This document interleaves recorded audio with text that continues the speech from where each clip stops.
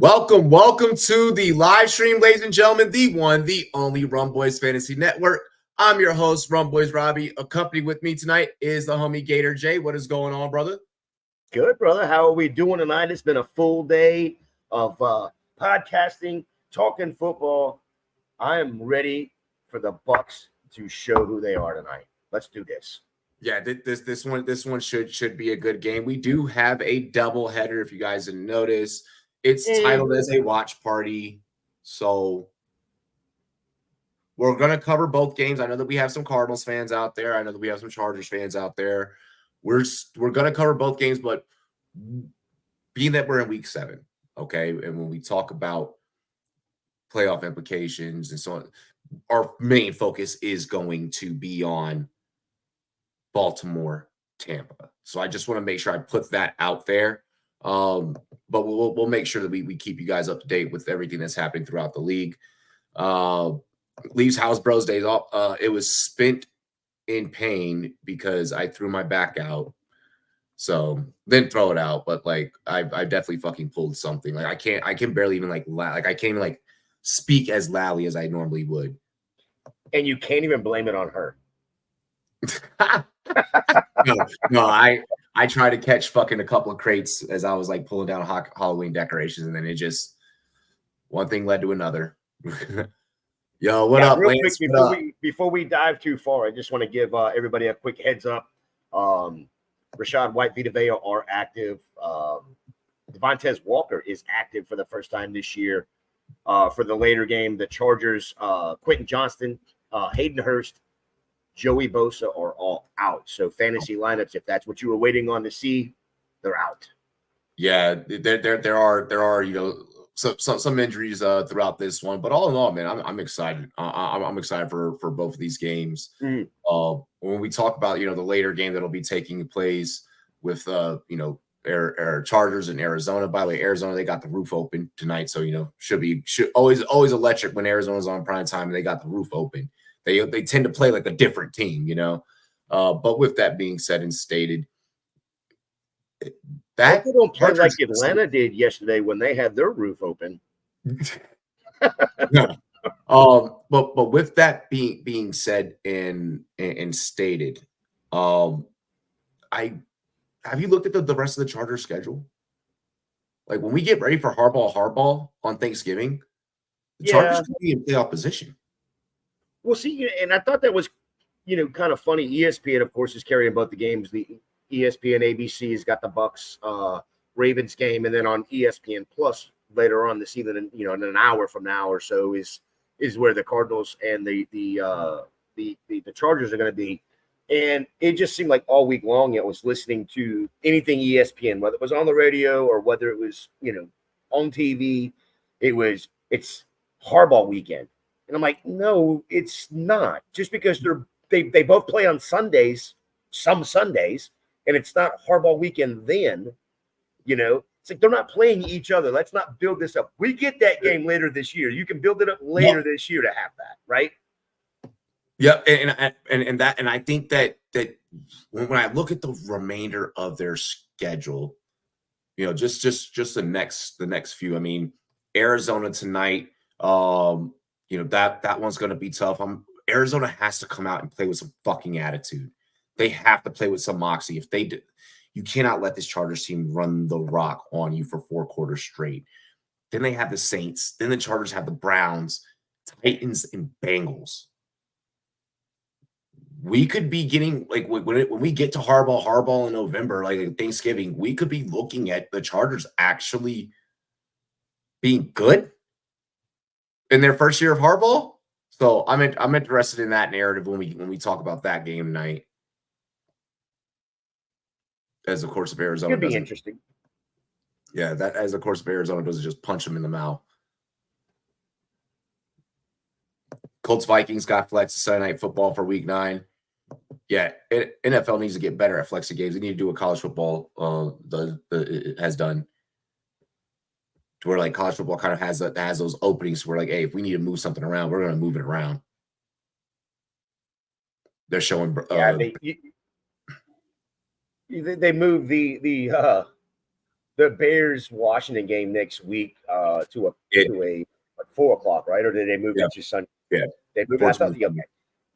And then of course Jaden Daniels gets hurt, so it's going to be, and he's week to week, so it's going to be questionable if he's even going to play. Yeah, I wouldn't be shocked if they just double up on the rim protector. I wouldn't be shocked if that's what they do. That's usually common with running quarterbacks. They just kind of add extra pressure on the rim protector. Lamar has had to deal with it. Hell, same organization. RG3 dealt with it during his tenure. They had to pad up the ribs. It's a thing with running quarterbacks. It's common.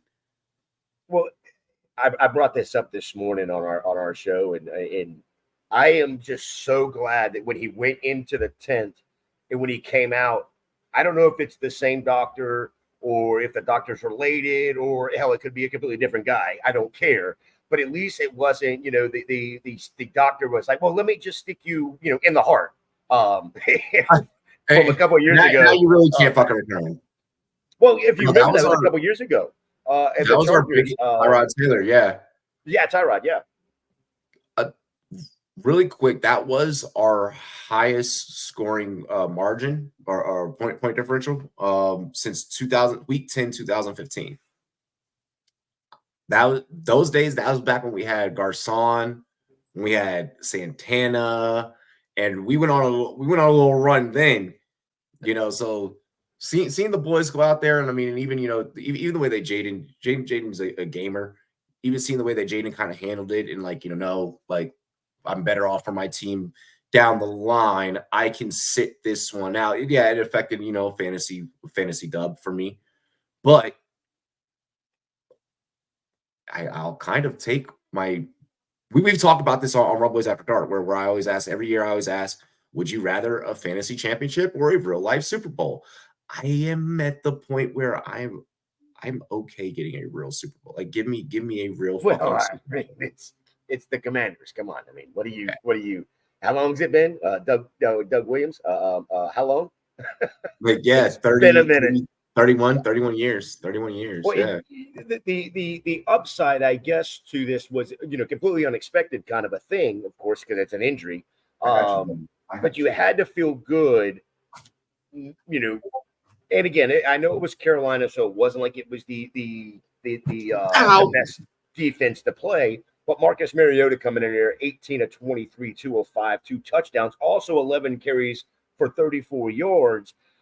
If I have to put him in a pinch, real NFL, if I have to put him in a pinch, at least I know he's serviceable. I didn't get to see a lot of the game because, of course, the other games were on, but in NFL doesn't do it. If I don't have red zone or whatever, I don't get to watch all the games. But anyway, the parts that I saw with Mariota, it looked like the timing was there. It looked like the chemistry was there. As an NFL fan, if I was a Washington fan, I would feel much better if Jaden does have to miss next week. Yeah, I feel okay. Yeah, I feel okay. Yeah. Fantasy chip over a real Super Bowl is the craziest take ever. Crazy. Dude, no, we've asked that question. We ask that question every year, particularly on the Friday night podcast. And there have been some panelists that are like, well, I don't really, care about like an actual real team. I'm just a fantasy player, and there are some people that are like, no, give me my fantasy chip. It's a thing. It happens. I think like the last time I posted on Twitter, I think 32% of people were like, yeah, no, give me my fantasy chip.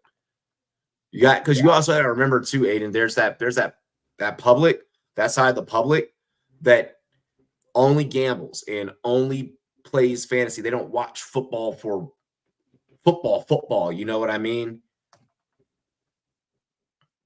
Fake fans, if that's your take, they're just gamblers. They're just fantasy players. They're not. I won't say fake fans. They're just the way they view football is just different. That's all. Sucker side of Benoit scored own goal. What was that? A lot of it too is how much money you're putting into some of these leagues, and then of course there is a lot of fantasy managers that they play fantasy and really don't care about a particular team. Mm-hmm. You know, so that's a fair it's a fair take. Yeah.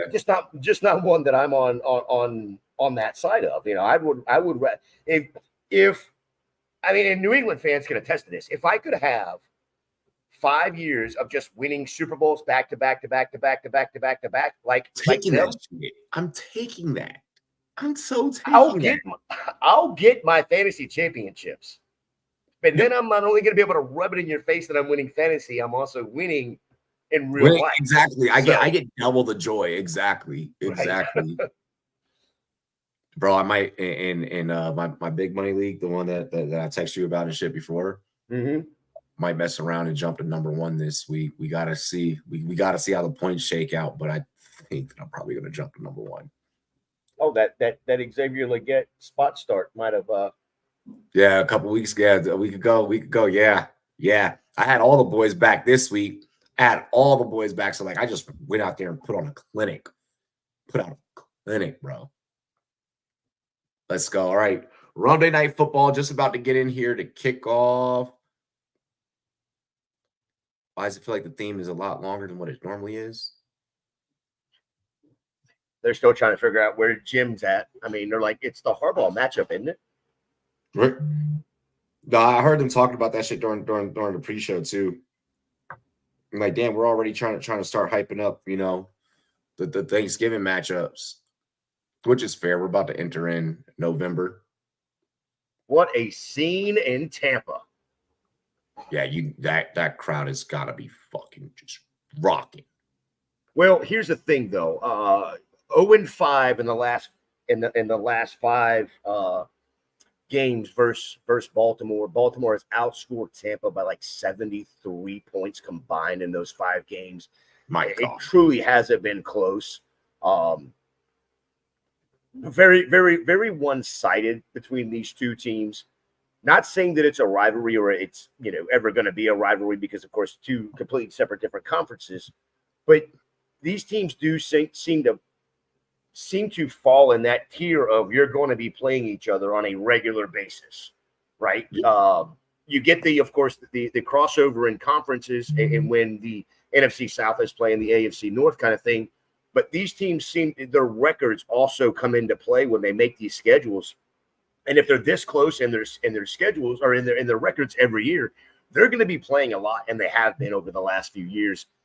Unfortunately, the Tampa Bay Buccaneers have been on the wrong side of that 5-0. I mean, Lamar undefeated against NFC teams, so like he only has 1 loss against NFC teams. Really quick, the parlay, Aiden, is this is my parlay. Ravens 4.5. Sorry, Gator.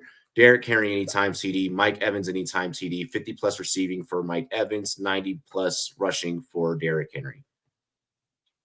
Yeah, I went. I didn't even mess with the spread. I went over under total 51. If you listened to us last week, we were talking about this. I believe on Thursday night, it was 49.5.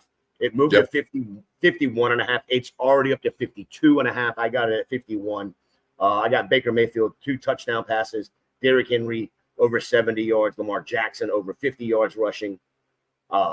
Zay Flowers 50 yards receiving. I think that's going to be a matchup we're going to need to watch. Zay Flowers, Zion McCollum, and then Chris Godwin over 40 yards receiving. Those are that's the parlay I threw in together plus 575, I believe it was. I like that.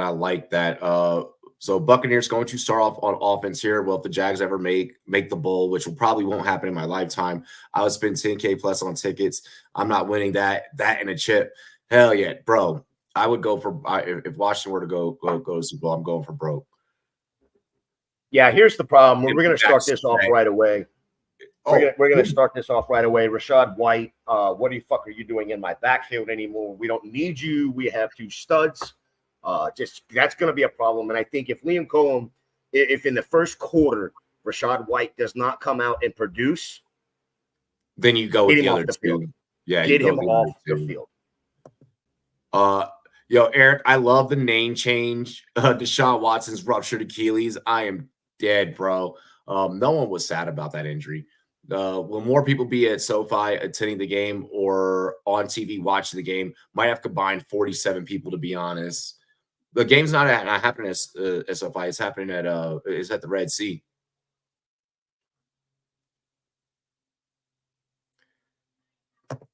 Daganu wrecked. I think White's dead ass just too big for your O line to block. White just has to be more freaking efficient with his attempts and with his carries. That's the biggest issue. Is he's not efficient at all. There you go, getting White out into space in the passing game. Yeah, you're good shit. Way to work, White. Good shit, Rashad.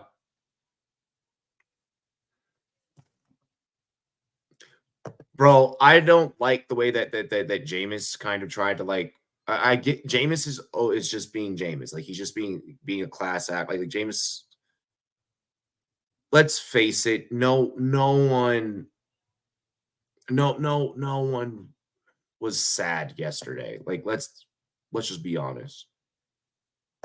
White was a very efficient runner in college, and behind Lenny makes no sense. The fall off, bro. That shit happens. Running back, it does make sense. He plays running back. It makes complete and total sense. We're talking about a sport where it's a 60-minute car crash. That happens. The position with the shortest shelf life, it happens.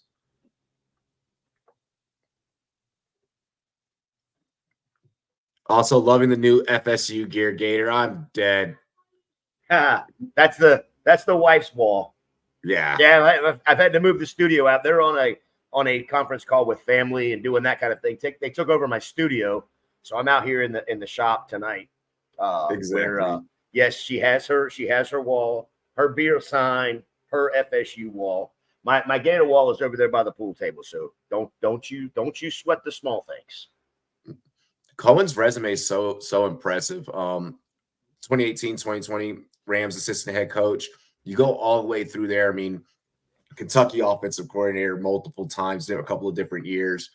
Like homie has a deep fucking understanding of the game. 3rd and 5 here for Baker. He's going to motion Cade Ott in, which means this is going to the slot. No, it's a handoff. Okay, go ahead, Rachaad White. 3rd and 5. He'll be short a yard.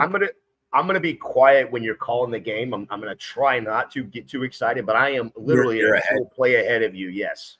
Yeah. So, like they just tackled him for the first down, and you haven't even gotten there yet. Oh, all good. Yeah, I'm getting 4th and go right now. Yeah, they're already going on first and 10. So I spoiled it. They get the first down, by the way. Bet. The new Ravens plaid hat is actually kind of fucking dope. I actually kind of like that. There we go. Oh, Buck's about to go up after this play. Because I also have the sports book open on the other screen too. Mm-hmm. Mike Evans, baby. Oh, that part hits. 8 plays, 70 yards, 4:33 off the clock for the Bucks, baby, on the opening drive. Sorry, I had to go ahead and read that out because that was fucking a great drive by the Buccaneers. Liam Cohen. Baker Mayfield is an absolute stud. It's time to start talking about him for the MVP. 16 touchdowns, leading the NFL, baby. 25 fucking yards receiving already off of one pass for Mike Evans. Mike Evans' 100th career touchdown all time. My gosh, good shit. Good, congratulations. Not only to Evans, but just the way I'll bet you he did not let that ball go into the fans. Hell Remember when no. he did that with Brady's? Remember when he did that with Brady's? He like, oh fuck, I didn't even know. I didn't even think about it. Yeah. Not to mention your Cliff Findon. Oh my gosh, yeah. I do feel like Miami kind of got away with luck. There's been a couple of games this year that Miami's gotten away with some lucky fucking calls, but I'll leave that alone. Having that You play against Evans? Oh, shit. Lee said he has a stack in fantasy. Oh, love it. Love it. Hey, that Jordan Love Dobbs stack is about to start fucking feeding families, bro. Throughout 2 weeks, I've seen Dobbs kind of go back to being Dobbs, and I'm like, all right, bet. Like he's playing like he got that dog back in him. Beginning of the season, like he kind of wasn't focused. I know that he was dealing with some personal issues. You know, he was also upset that he wasn't getting like the targets that he was getting last year.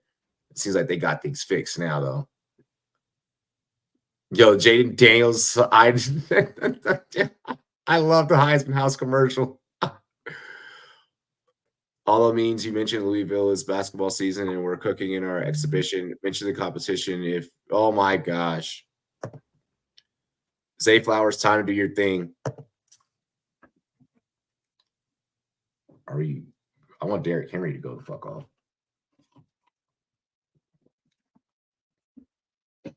Can we get Derrick Henry to score his TD? Because we already got the Mike Evans anytime TD. So now, like, if Derrick Henry gets the anytime TD, now we're just sitting back needing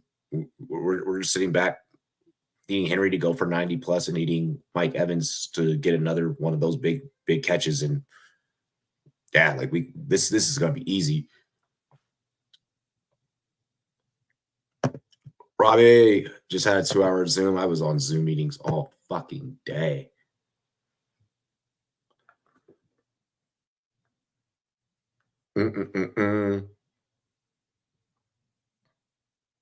So far, so good. So far, so good.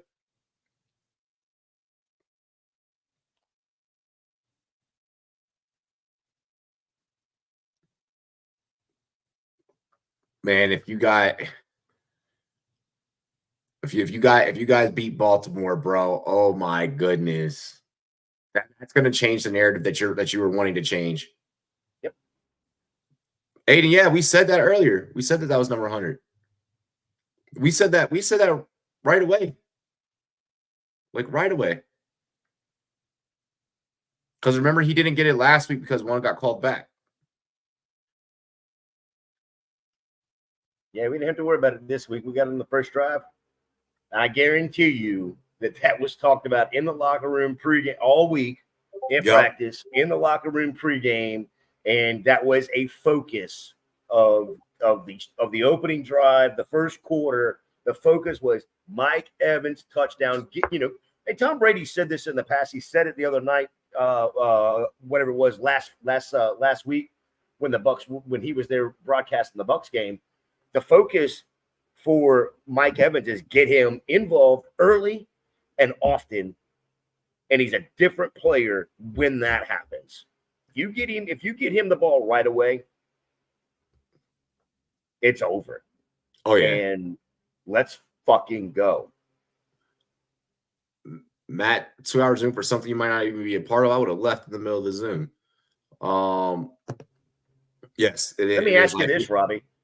100 receptions, does that cement him into the Hall when he's done? He was already cemented. Okay, so I felt the same way, but also a little biased being a Buck fan, I mean, no, guys, it's not. 11 years in the league is 1,000 yards every fucking year. Even with or without that taking place, with or without that, he was already done. It's already cemented. Gold Jackets just being sized. Yeah, exactly. He's definitely gonna be first ballot automatically because of what he's done for the game and the way that he played the position. Mike Evans isn't one of those like going out there and I'm trying to be all flashy and shit. He just goes out there and does his job. Yep, quietly does his job. Oh my gosh! He's done it with 74 different freaking quarterbacks. Lamar Jackson, my goodness. He's so good. He's so good. I really thought that they handed that play. Actually, I thought that was handed to fucking Zay Flowers because I was about to start talking shit, and then I just see Lamar take off like a bat out of hell. I know y'all are definitely happy about having Vita There Vea you back. go. Well, it helps in the sense of, with the dual threat of Henry and Jackson running the ball. They're not going to just be able to get those right up the middle. Vita Vea being 250 or 350 and plugging holes. They're not going to be able to single block him. They're going to have to double block. So seeing how they utilize Derrick Henry, in the run game is going to be super fucking interesting.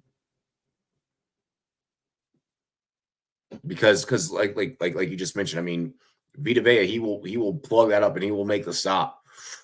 Damn good job, Bucks. Yeah, Is that fumble recovery? No, he was down. He was down. But the next play, though, dude. Yeah.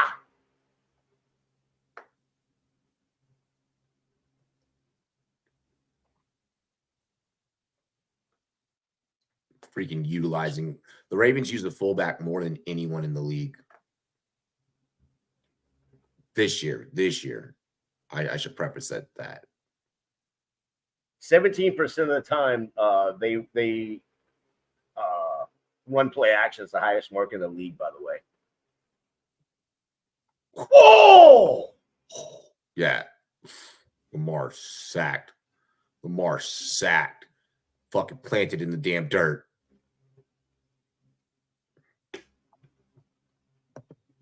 Not today. Yeah.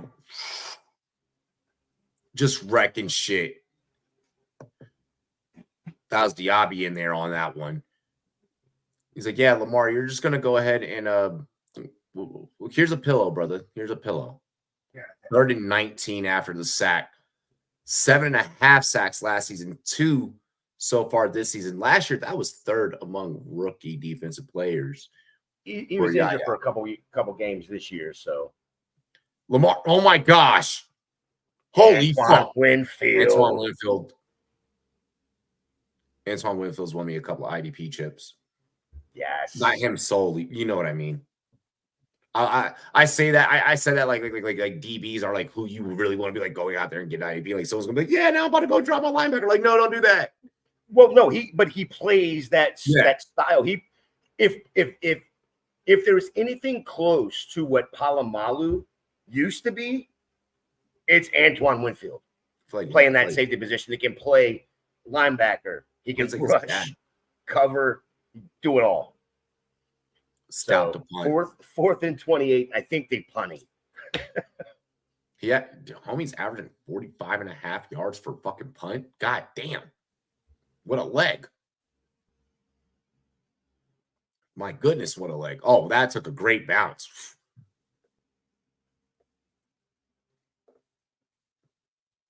All right. I'm getting a look at Herbert warming up.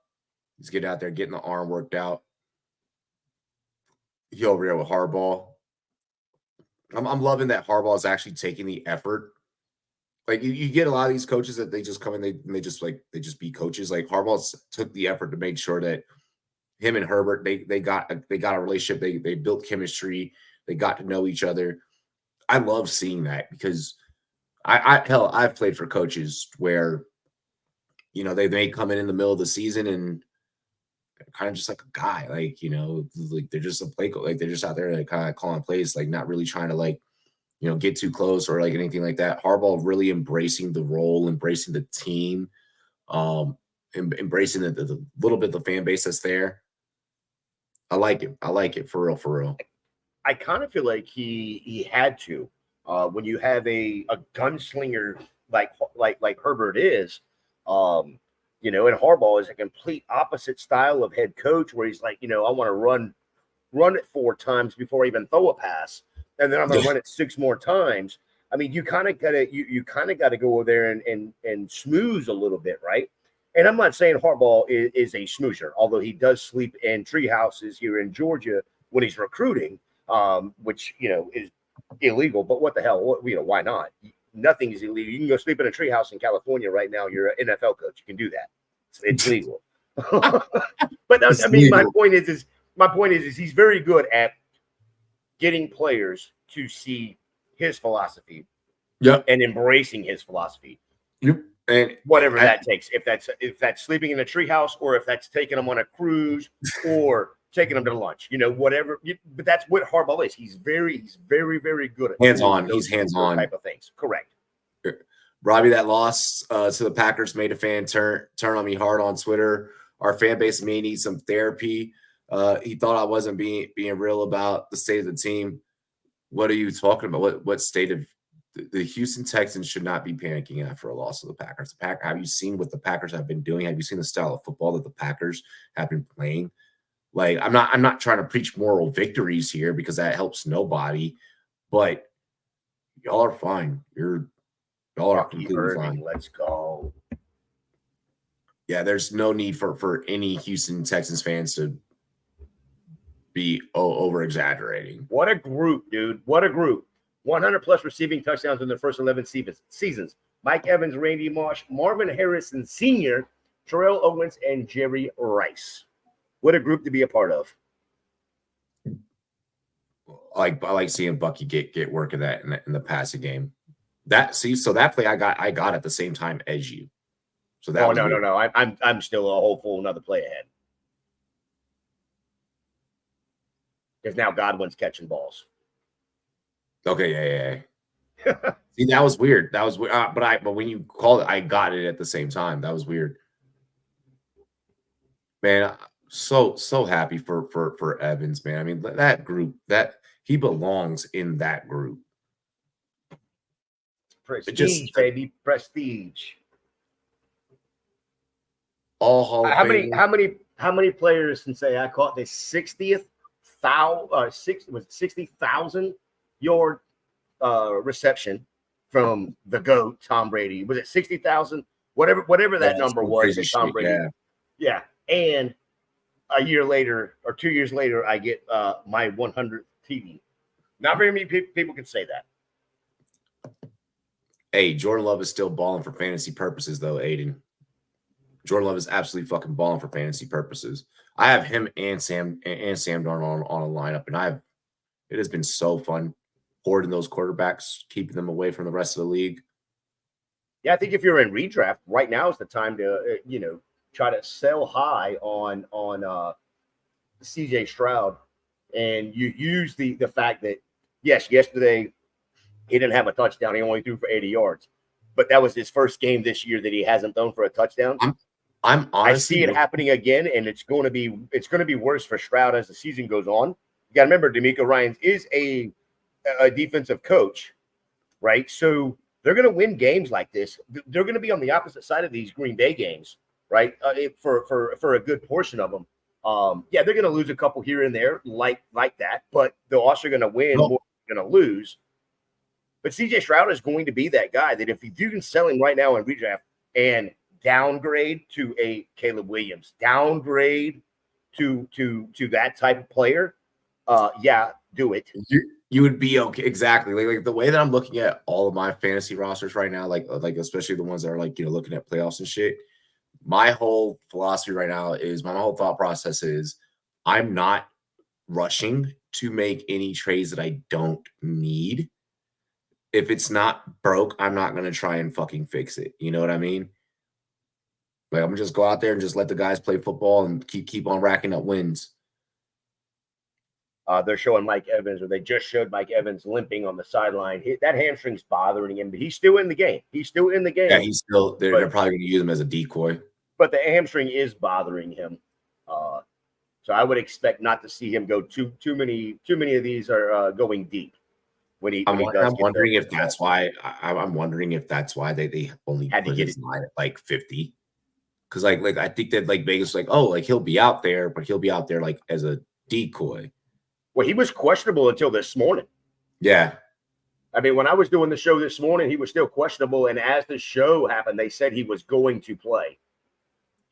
And even then, I mean, still Tampa. It's hard it's hard on a Monday night to wait for that, but it is what it is, especially with Mike Evans. What? But so Matt, he's gonna gut it out. I love that you brought this up because if you look at overall, okay, and obviously, yes, I'm giving Baker his props. This is not me, overshadowing.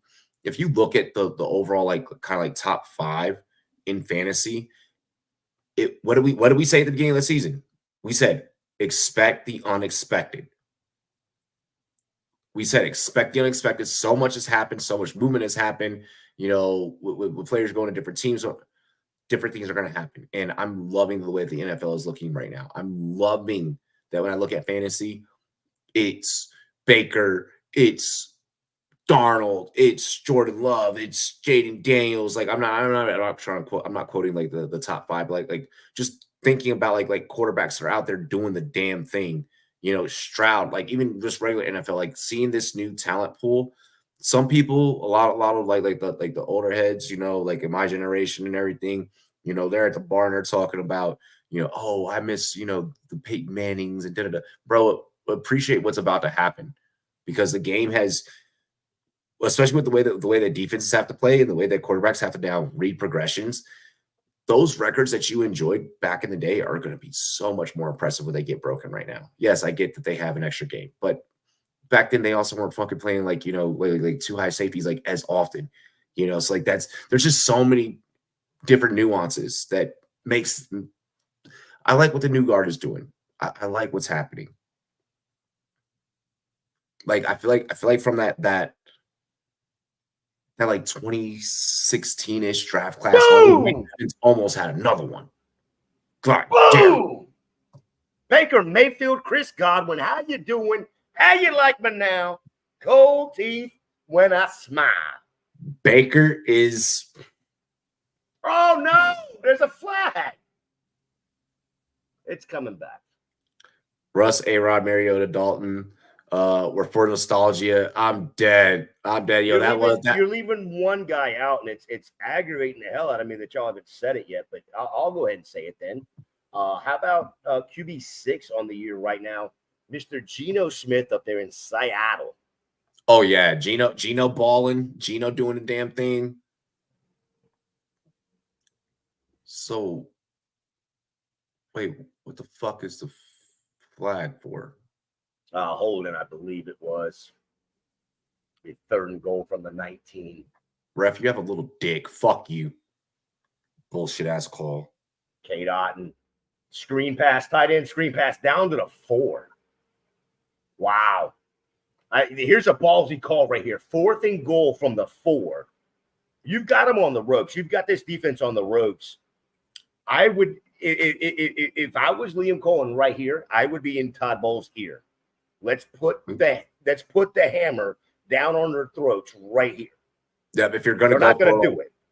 Yep, they're not going to do it. But yeah, I mean, if you're gonna go for you better fuck against this team. You better fucking commit to it. That better be a decision that you are going to commit. Here's my thought process on this. If you don't get it, they're going to drive 96 yards against a defense that just did what they did, sacking Jackson twice. I don't know. I wouldn't want to. But if it's successful, buddy, that's a ball game. I understand, but Monday night. Against going up against like a Lamar, I'm not trying to piss him off or aggravate him any fucking more. Let's just play football and get through it. Like Lamar sucks. Lamar's Jackson sucks. No, he's only good in fantasy. Stop it. I do not want to add an extra chip on his shoulder. The only reason he's good this year is because he's got Derrick Henry. He's no, he's not. Come on, you're just saying that because y'all playing him. I'm just saying that. I have Lamar in my fantasy league, but I did sit him this week. But I sat him for Baker Mayfield. So yeah, I wouldn't. Yeah, I would have been like, "Hey, look, you're playing against my team. I can't have you go too fucking crazy." Yeah, just simmer down. Make those points on the bench. I don't need those fucking yards for the Bucks in one quarter. Oh my goodness! How many for the Ravens? 8. Holy shit! That's probably one of the most. I've seen some high scoring first quarter, but that, like when we just talk about ball movement, being methodical, That was just wow. They ate the whole fucking first quarter. Mm-hmm. 2 drives, yeah. They really did. With 2 drives, they ate the whole first quarter. Baker Mayfield, That's how 8 of you 9, that's how 101. you beat Baltimore. That's how you beat Baltimore. You cannot go tit for tat with There it is. Baltimore. Yeah, 10 and a half minutes ball control for the Bucks, less than 4.5 for the Ravens. Gator hating on a generational talent. Hashtag Oh sad. my! Joking. Almost, only one. almost picked. I know there's only one hockey game on Monday night. I mean, it makes sense though. If I'm the NHL, I wouldn't. You don't want to go up against this. Not a doubleheader, not an NFL doubleheader. Fuck that. And then isn't there baseball on tonight too? No, Is there? no, because the series is closed. Yeah, series both is set up, right? It's Dodgers, Yankees. The 25th. The 25th. Yeah. We get baseball back. Yeah. Yeah, the Dodgers need a break. Oh my gosh. Baltimore, y'all. They need rest. Both of us, both us and the fucking Yankees. Oh wow. The way that just like the fact that was a tip drill and still ended up in what's his name? Oliver's hands? Kohler. Or the Kohler? I believe it was Kohler, yeah. Because all fucking Lamar knows how to do is throw to tight ends.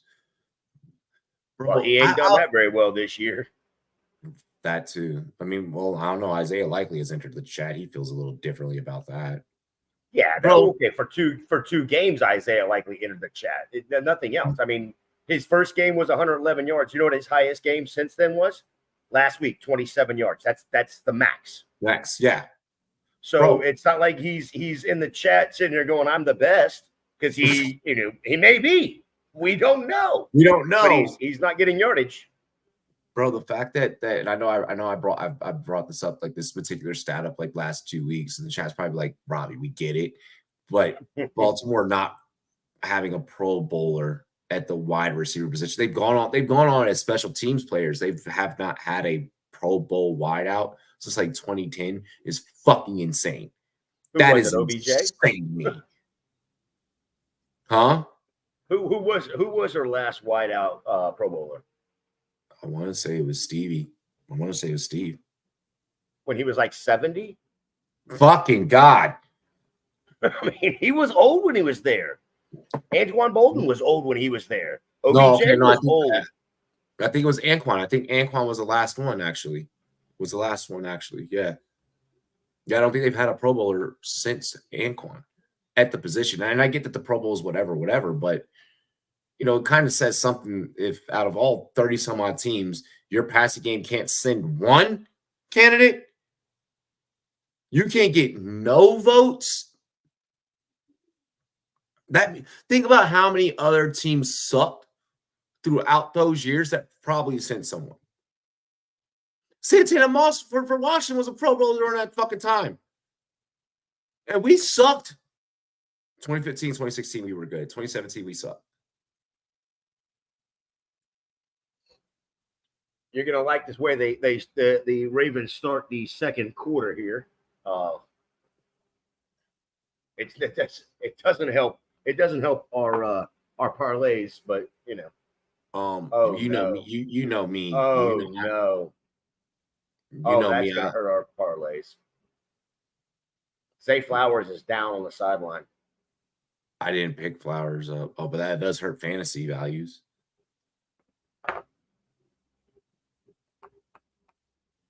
Okay, you fucking cheat code. You're not supposed to be able to do that. Fucking robot. Oh my goodness. Good shit, Zay.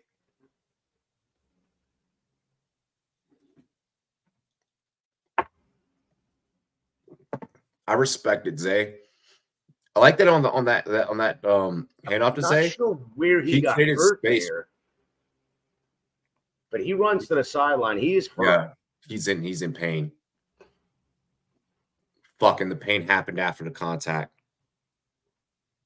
Oh my God, he's in that's excruciating pain, chat.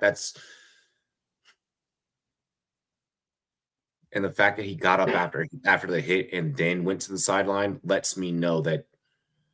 Oh my gosh.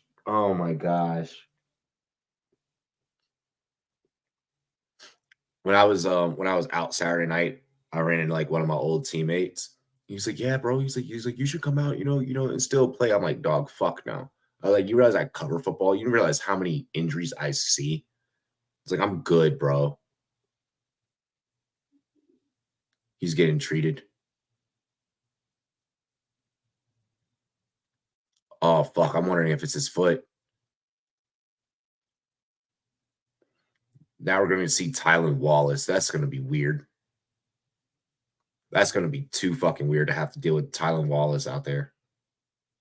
Well, Zay came back on the field there. He was in there for that play there, and then he darted the hell back off. So I don't what's going on with him. We'll see. But Jackson, Andrews, touchdown. God. And this is why I said don't give him any reason to have a chip on his fucking shoulder. I would have rather had 14-0 for them to drive down the field there, though.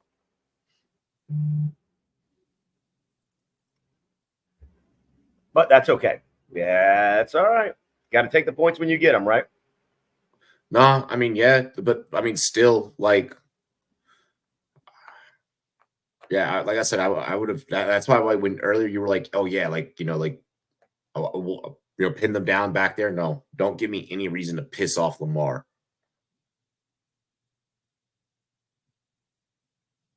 Yep, Mark Andrews with the tutty. That was too. That's literally Mark Andrews' daily route. Like that's what he did all last year when he was relevant. Yeah, quick update. Lamar Jackson, 404, 44 yards, touchdown, 2 carries, 22 yards. Derrick Henry, 3 carries for 10. Zay Flowers, 101 receiving, 11 yards, 1 carry for 19. Mark Andrews, 1 reception, 9 yards, and a tutty. So we're getting green lights on the on all of the at least movement on all of the lines. Yeah, we're okay. We're okay. We have plenty of football left. What I think that Baltimore kind of did during that first quarter was like like a boxer's just like using that first like 2-3 rounds to really just kind of fill out, collect as much information about the other fighters as possible. I think that's what we kind of experienced in the first quarter. That's why I didn't panic too crazy. Like, yeah, the thing I will say is I saw it in the first drive for the Ravens. I didn't see it so much in the second drive for the Ravens. The Bucs didn't blitz very much in that second drive. They did in the first drive. They didn't just this drive here. They were bringing 4 most of the time. yeah. That may change throughout the game. Throwing depending on especially now with Zay Flowers, you don't have the outside threat. You might be able to bring an extra guy here and there. The Bucs are. It's going to be a lot of passing across the middle. It's going to turn into a lot of passing across the middle. Well, the Bucs are a 30% blitz rate on the season, so you're going to see a lot more of that. And I wouldn't be surprised if they blitz and still spy Lamar. You're going to have to. You have to keep a spy on Lamar. You have to. You have to. You can't. He's too explosive as from the moment of the snap. Well, you saw it in that drive there. You give him just a little bit of space, and that's where I was like, okay, that's illegal. You're a fucking robot because of the movement inside that pocket. You've got 9-10 guys surrounding you, including your own team, and you're able to make those moves side to side and almost come out untouched and still go for 8-10 yards. That's illegal. It should be anyway. It should be illegal. Should be illegal. One thing that I do want to, I y'all pay attention to the body language as Andrews and Mayfield kind of always consistently cross paths. They're gonna be boys at the end. So did you see the presser where Baker he was he's like it does hurt my fucking feelings. It's but seeing Baker be human, I don't think that he hasn't been able to be himself until this last few years. Yeah. Did you see Andrew's response? No, I didn't know that he Oh, responded. Andrew's response was like, I don't think everything he said there is true. Weren't No, they are roommates? good Weren't they friends. roommates? I think they were also roommates. They were roommates in Oklahoma. They are very, very good friends. And I Yeah. truly believe that Baker Because can talk Andrews, all because the Andrews was boys, one of but the I don't groomsmen. talk to him. Andrews was his groomsman. He was one of the Yeah. groomsmen. Yeah, Baker can say he doesn't talk to him. I guarantee you they talk 3-4 times a week. Yeah. Those For boys sure. are tight. That's why I'm like, there's gonna be some like at the end of the day, this like Daryl Green said during his speech on Sunday, it's a kid's game. Like you're gonna see some like little like jarring, some chirping back and forth between those two, and I'm excited for that. Get it out! That's the game within the game. God damn it! Sorry, God damn it! Robbie, when a channel gets launched, does it take a few days to be available? Like a YouTube channel, if you make a YouTube channel, it should start right away. Like as soon as you make content, as soon as you put content out, it's now an active channel. I mean, you can go to mine and there's nothing on it, but mine was put up 2 years ago and it was available within an hour. Yeah. So go sub to mine. I only got 1 subscriber. Go sub to my personal account. Hey, but there's nothing on it, so don't think you're going to be there and watch anything or anything. Baker. Oh my god, I don't like that hit. Oh my gosh. Okay, he's Gumby, okay. Dude. He's Gumby. Okay. Bro, Baker takes some of the fucking nastiest hits. He does. He's fucking Gumby, man. That's part of his mystique, though. Like he can take a hit, it sucks, it hurts, whatever. That's Nylander has 2 goals tonight. My gosh.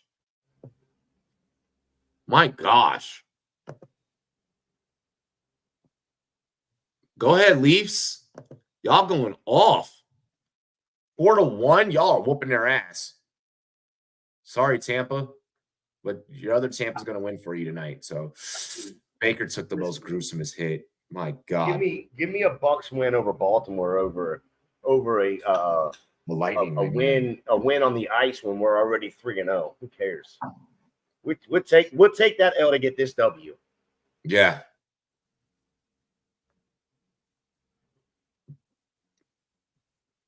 When I was at that Halloween costume party on Saturday, I don't know why I said Halloween costume party.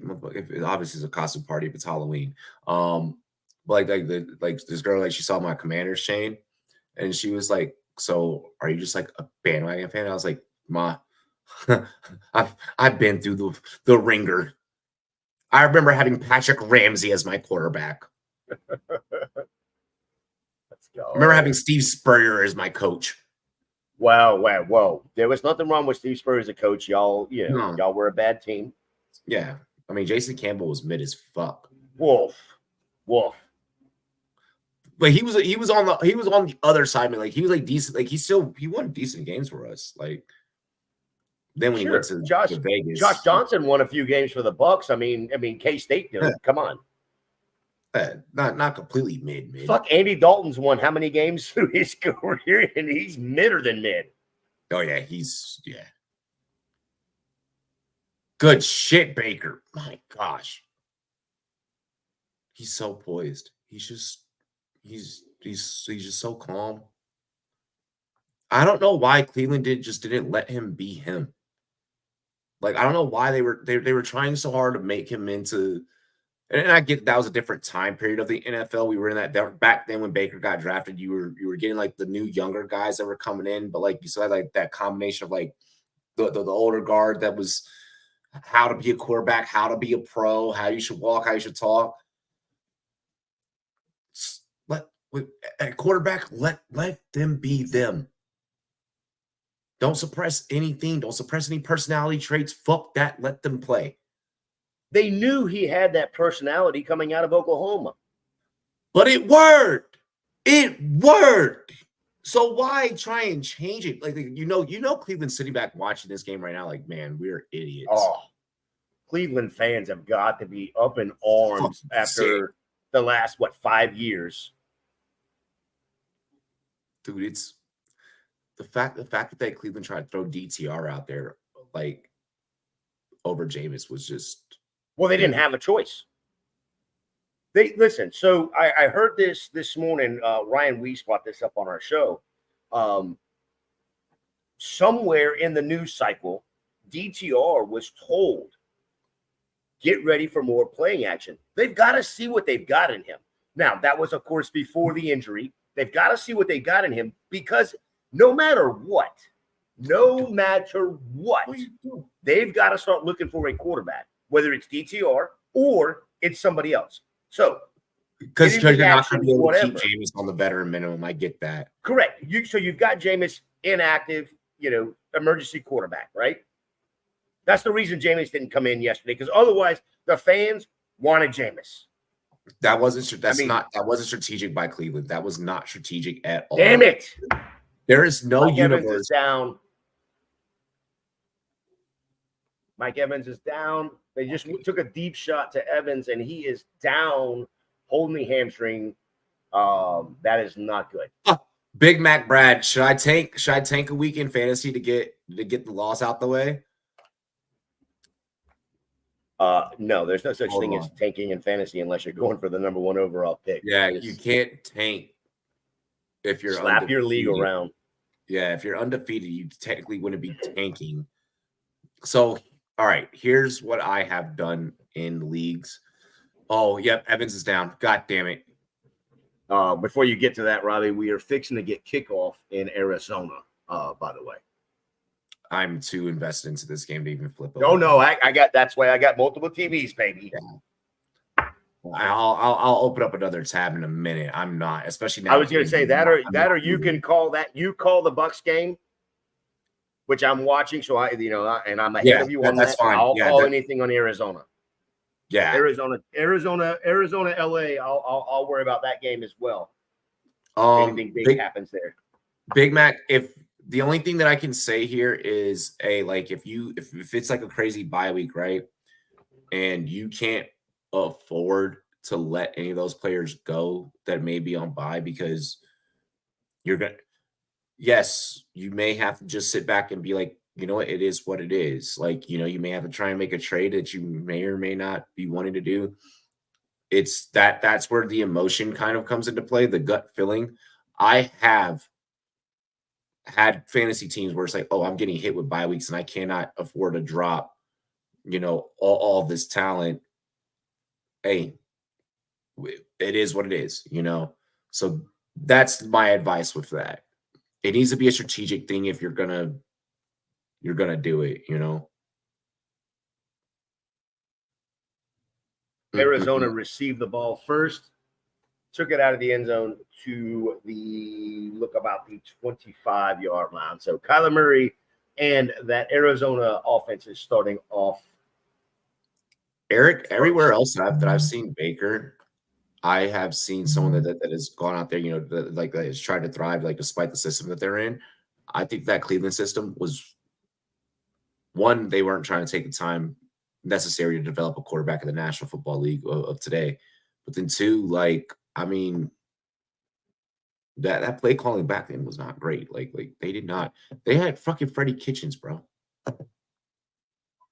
We're like Freddie Kitchens is gone now. This is an emergency. I need Henry to wake up. You need Baltimore to be able to hang on to the ball more so that Henry can do something. Tank for Genty in Dynasty. Definitely not. I'm not. I mean, you can say that, but you look back at what was it, the 2020 season? Yeah, 2020 season for Baker, 26-8 touchdown to interception ratio in Cleveland. So yeah. I mean, it was there. Just they didn't. But was that after Freddie left? Was that after Freddie gave up play calling? I think that was after, right?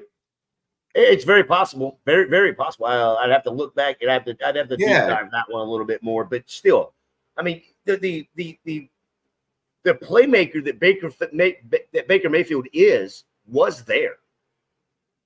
He took him to playoffs. Like he fucking popped open the beer fridges for them. Like I said, I mean, and I've said it many times. I'll forever criticize the mistake by the lake. I'll forever criticize them about the way they handle the Baker issue. I get that the NFL is a "what have you done for me lately" type of game, but we need to get to the point where GM understanding the importance of developing Baker. players. Don't do that. Not to that fucking sorry son of a bitch. Bucky fucking down. Throw the fucker away. Fuck. I'm assuming Baker just committed a turnover. Hold on, I'm actually about to get it now. 324 yards after the catch by Godwin, most in the NFL by a wide receiver.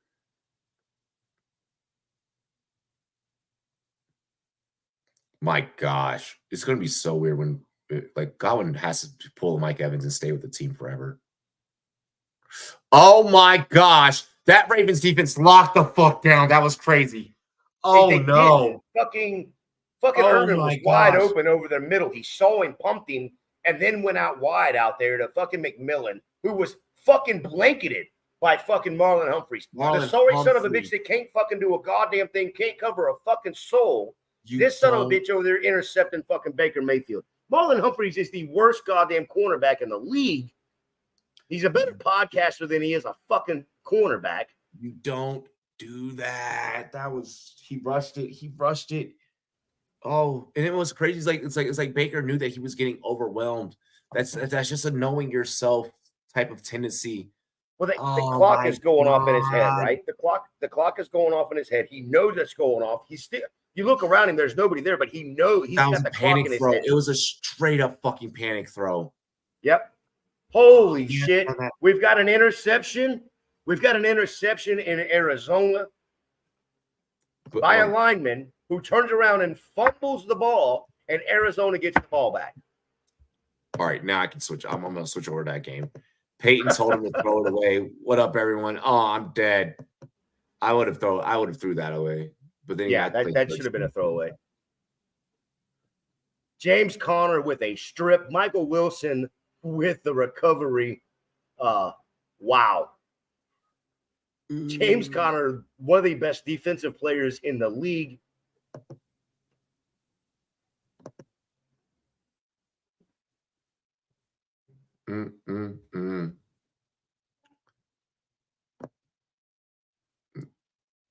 I mean, good God Almighty!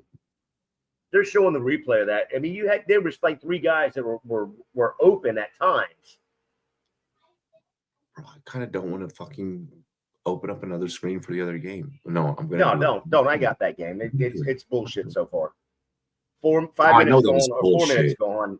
4 minutes gone, and ain't nobody done anything except turn the ball over twice. Each team's turned the ball over now. Derrick Henry up the middle. Outside, I'm letting it be known. I'm letting it be known now. There's going to be a certain point to where I'm going to lay into Jonathan Gannon. Like there's going to be a certain point where I'm going to lay into Jonathan Gannon and his play calling for fucking Arizona. Right now, I'm being polite. I'll say it like that. I'm being polite right now.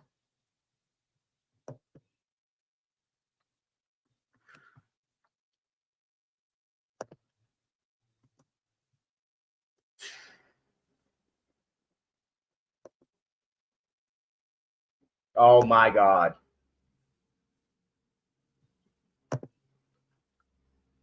Go, Henry. Oh my gosh. Oh, it gets worse. Henry for a first. Fucking find space, bro. Get the fucking space. Do not show the Mike Evans play again. What are we doing?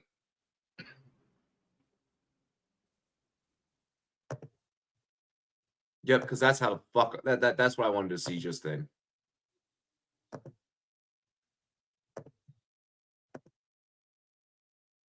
Yeah, and that's not great for next week. You got Atlanta, Kansas City, San Francisco. Oh. for the Bucks. Rashad Bateman. Week 11. That should have been picked. Yeah. I can't believe Bateman was. What the fuck? Yeah. I told you it gets worse.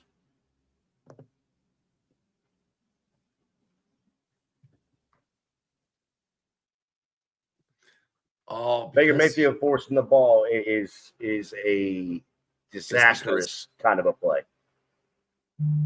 It's because fucking Lamar was flushed out the pocket, which gave Lamar because Lamar was flushed out, he didn't have to worry about like looking over the line. He could just survey the field and just saw like a lane. Oh, that was thrown to a spot. Yeah. Gotta be careful flushing Lamar out. Like if you're gonna rush Lamar, then you need to be making contact. You cannot let shit like that happen against Lamar because his eyes are gonna be down the field. He's not he's not fucking Michael Vick or Randall Cunningham, where like their eyes were once they decided that they were gonna run. It's a different type of quarterback, bro. Can't fucking do that against Lamar. Hell, I'll even say like Kyler. Kyler's a guy that you can do that against because Kyler, pretty much once Kyler takes off, he's going to take off. Like Kyler's, if I see Kyler roll out, I'm not convinced that like over the course of like maybe 60% of the time, I'm not convinced like 60% of the time he's going to throw the ball. More than likely, if Kyler's rushing as a defender, I'm going to be able to stop him. Play action, Henry. Oh my gosh, get rid of it. Fucking ball. The officials are against scoring touchdowns tonight, by the way. Yeah, it sounds like fucking typical ass like zebras.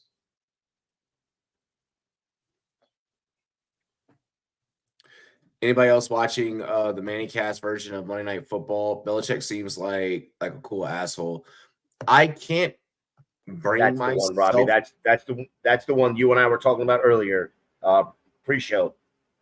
When we were talking about giving all the love to the Ravens. Oh, the ManningCast has 2 former Ravens on there. No Bucks. Good shit, Lamar. Bro, yeah, I can't. Hey, hey. There's a flag. Oh yeah, it's a flag holding offense.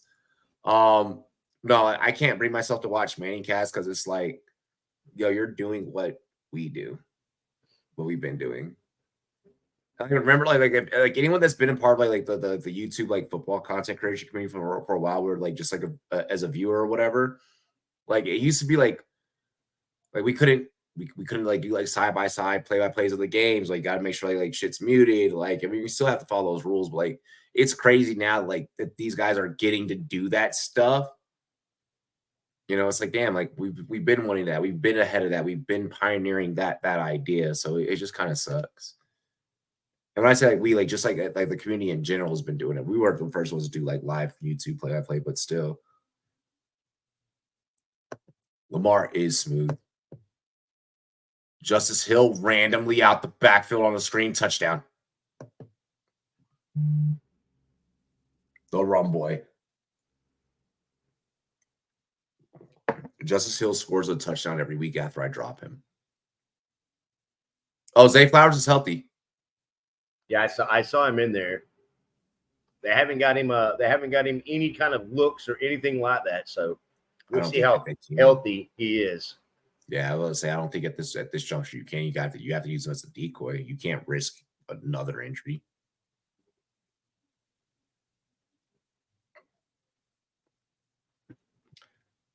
You got a takedown touchdown and a goal and say what?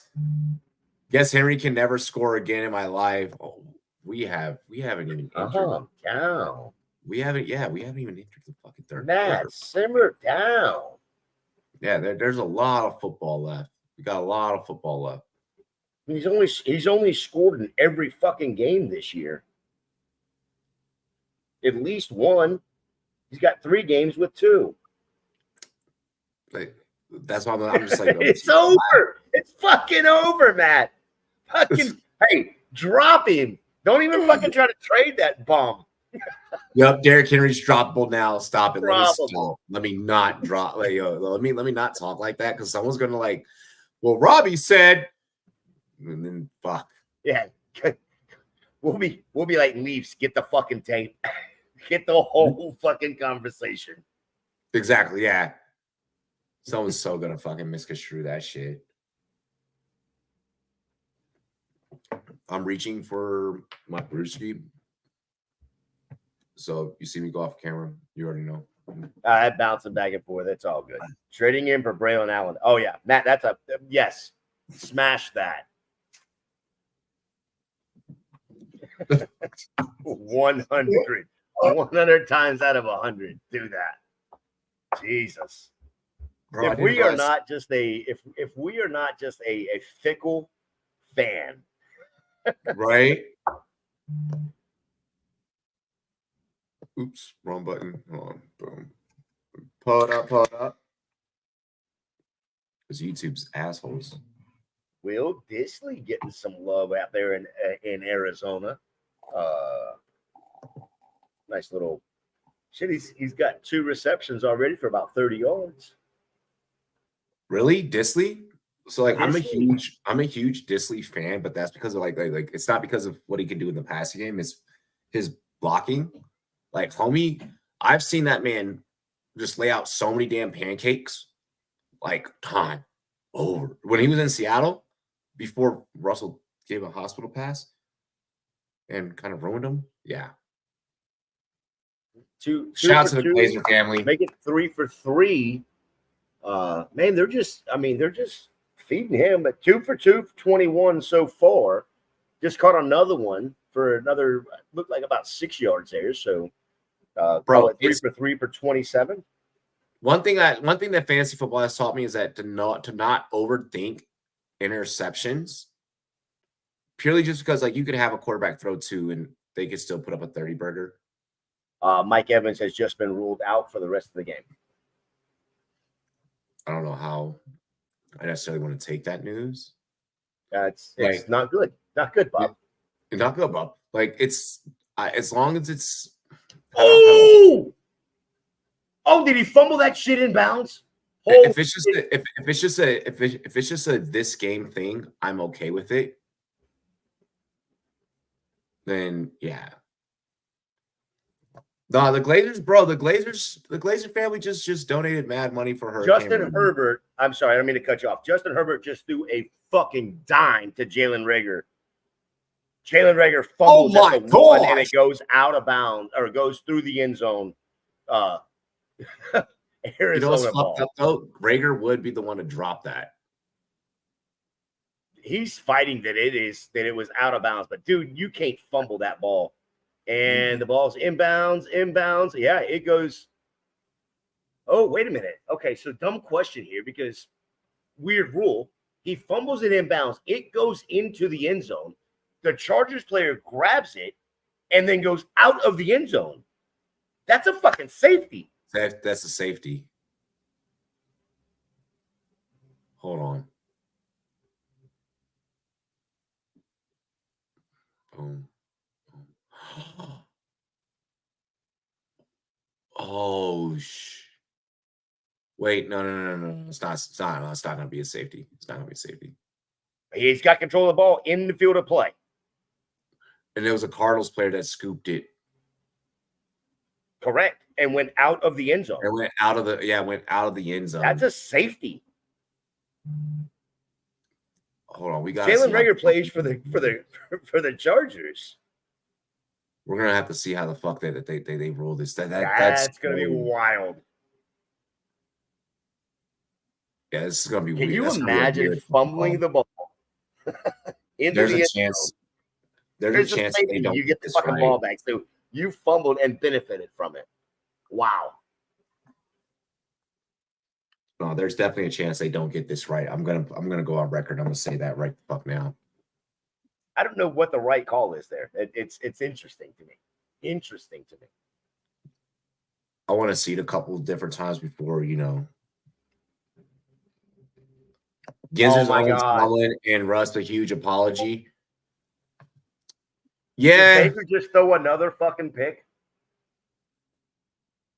To fucking Marlon Humphreys again. God. Fuck. And I fucking got rid of Marlon Humphrey. God damn it.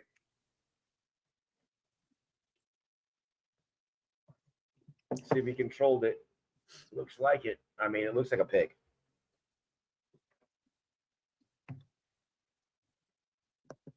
Baker's losing my matchup. Let's go. Oh my gosh. Rager, you dumbass. It's Jalen Rager. I'm gonna be completely honest about that. So I stole ours in fantasy. Like peanut punch, great peanut punch by Thomas. Oh, he's saying he is out of bounds. His foot was out of bounds. So it's gonna be incomplete then. No, it's a completed catch, but his foot was out of bounds as soon as he turned. So he made the football move and then stepped out. Like the toe is out of bounds. But that's not out of bounds. Yeah, it's still the rule's the rule. If he's out, he's out. Hold on. No. He caught the ball, made the move, took a step, and his step was out of bounds. But it doesn't matter. Yeah. They called it Arizona ball. McBride. Let's go. Oh, need him to go. Depends on what angle you look at that. Yeah. Oh. Yeah. I can't be mad at the refs either way, bro. You're gonna hate that I just said that. Here's the thing. I can't be mad at them either way. No, I 100% agree. Every turnover, every score is automatically reviewed. You know they reviewed it. They looked at it. They saw every angle they could see. I'll give them the benefit of the doubt there. I don't know how you get that call right. I don't know how you get that call wrong. I don't. You and this is where I say this is where I say if you don't want the refs to fucking be involved, you don't let them in. Fucking do your damn job. Hold on to the ball, you dumb bitch. Why are you on your 74th team? Kyler, and you'll be looking for a new team tomorrow. Yeah. Oh, Jalen Rager shouldn't even be on this team. If the Chargers actually had a fucking stud, Jalen Rager would be unemployed.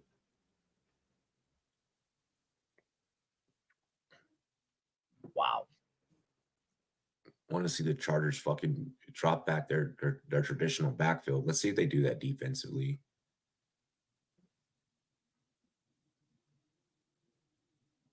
Drew Petzing looks like he sits in Subway by him fucking self. Okay, James Conner. Good zone run. Good. Nice little zone concept there to create the run.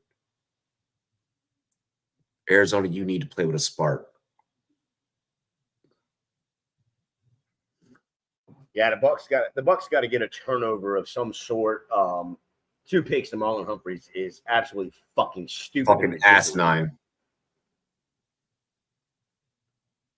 Man, it's not like his name is fucking Jalen Ramsey or he sucks as a corner. How do you? Y'all got that man out? Not tonight. Y'all got that man out there looking like he's fucking Dion right now, bro. Yeah. Damn, James Conner back to back.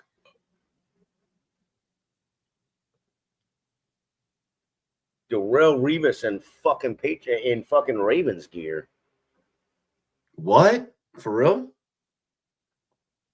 Yeah, his name on the back of the jersey says Humphreys, but it looks like fucking Darrelle. Oh my gosh, I'm dead. Marlon Humphreys turned into Revis Island over there. Yeah, well, I mean, bro, that would be such a good meme. Fucking remember the Animorphs books? Have Marlon Humphrey anamorphing into freaking Darrelle Revis. Good shit, Chargers. Good stop. Good stop.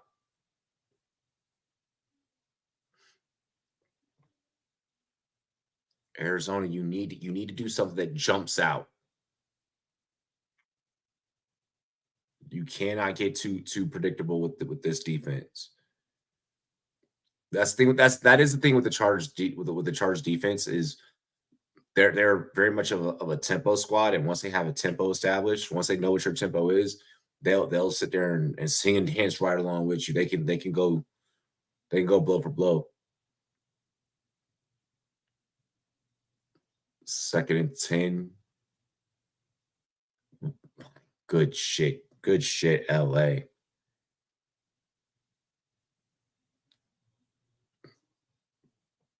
You got it. Blake, against the Chargers, you can't be afraid to take shots either. No, you're just not going to take it on. You're just not going to take it on the side of the field that guy is that guy that 3 is playing. Derwin James. Yeah, you're not doing it that side of the field. No, yeah. No. Marvin Harrison, get yourself open, bro. Look, I mean, he's 4th in targets, 4th in receiving yards, and 1st in touchdowns amongst rookies. That's why last week to me it's an anomaly, right? At least the way I'm looking at it. I mean, he's going to get his. He's that good of a dude. The problem is that offensive line doesn't give Kyler a ton of time. No, they don't give Kyler a ton of time, but also like I don't just when I watch Marv in like isolation, just like Kim by himself, like I don't. There could be better efforts. There could be better efforts. Well, we're all comparing him to his dad, who spent how many years in the National Football League, and this dude is just getting to the National Football League, learning how to do it, and learning how to do it with a fucking bullshit offensive line.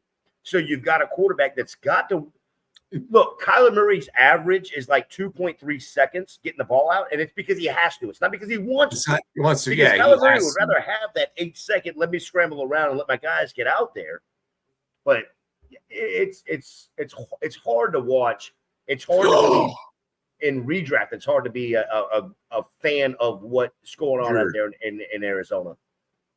Dortch, there's no way that you just drop that. You're fucking Conor on how he beats you got talking UFC. Okay. That's all on Baker with the bad decisions. 100%. Yeah, I'm not gonna actually argue. 100%. There's no doubt about that. Both of those interceptions are 100% on Baker. Marvel also has a midget QB. I don't play into that part. That's yeah. I mean, yeah, like Kyler might be small and shit, but Bucks should run heavy right now with Evans out. Run game's looking good. Run game has looked good. Run game has looked good, even with the 3-headed monster right now. The problem is without having Evans as a threat, that Baltimore front is not bad. It's their back end that's weakness for the Baltimore Ravens. If I'm Baltimore right now, maybe it's not. Marlon Humphreys is a fucking dude now, I guess. I mean, Marlon be having his occasional game here and there. Like if I'm Baltimore right now, with Mike Evans being out, I can kind of get a, I'm anticipating that they're gonna run it. Marlon Humphrey's getting walked back. He's done. He's done for tonight. Zach, throw Marv the fucking ball. Marv also has to put in better effort releasing off the line. I'm gonna be completely honest. He's not as explosive out of his breaks as he was at Ohio State. I don't know. All right, here's your chance. Here's your chance to go at Gannon. And I said this. I said this. Kind of during the offseason. It's don't think that you're too good to not have to put in the work. You still got to put in the work.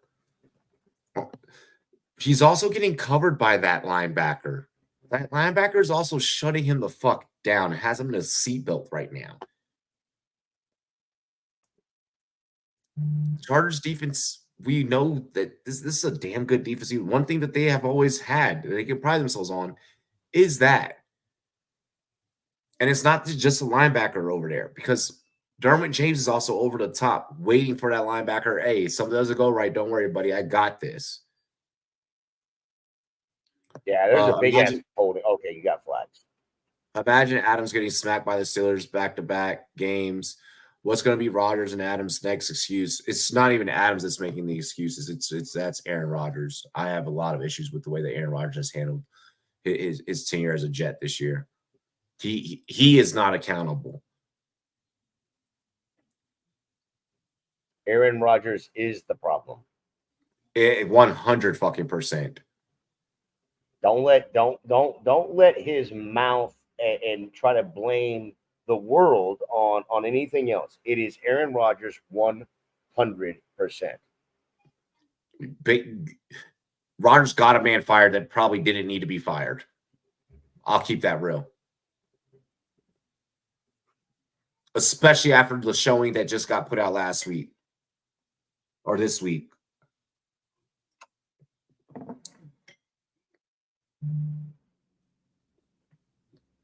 Where the fuck is Derrick Henry, bro? This is bullshit. He's fine. He's healthy. Why is he not in? Because they also have Justice Hill. You do realize that for the first, at least 5 weeks of the season, Hill outsnapped Henry. They didn't get Henry to win every single fucking game. They got Henry to win in the playoffs. And because there's not a Mike Evans on the field offensively for the Bucs, the Ravens are going to look at it as an opportunity to rest their star. There's my gosh. There's no sense if you're a Ravens fan, not fantasy related, of course, but if you're a Ravens fan, this is exactly what you thought you would see. You're going to see those games where Henry's the main focus, right? But you're going to see those games when they're sitting there at 4-2. You're up. The opposing team doesn't have their biggest star, and you can grind this out with your backup. Oh, yeah. It's not like it's only a Romeo. Who was the coordinator? That's now in LA. Oh my God, name's escaping me. But anyway, it's not like it was only his idea to have multiple running backs, run the ball. Harbaugh is the same damn way. Get me more running backs. Get me more running backs. Get me more running backs. Yes, you have a stud in Derrick Henry, but why do you need to wear him out? He is 30 years old. Exactly. If I don't have to run Derrick Henry into the dirt, I'm legitimately not going to. And that's not. We've seen the Ravens do this millions of times. Oh, we're going to be fine this game. Oh, we don't have to panic this game. All right.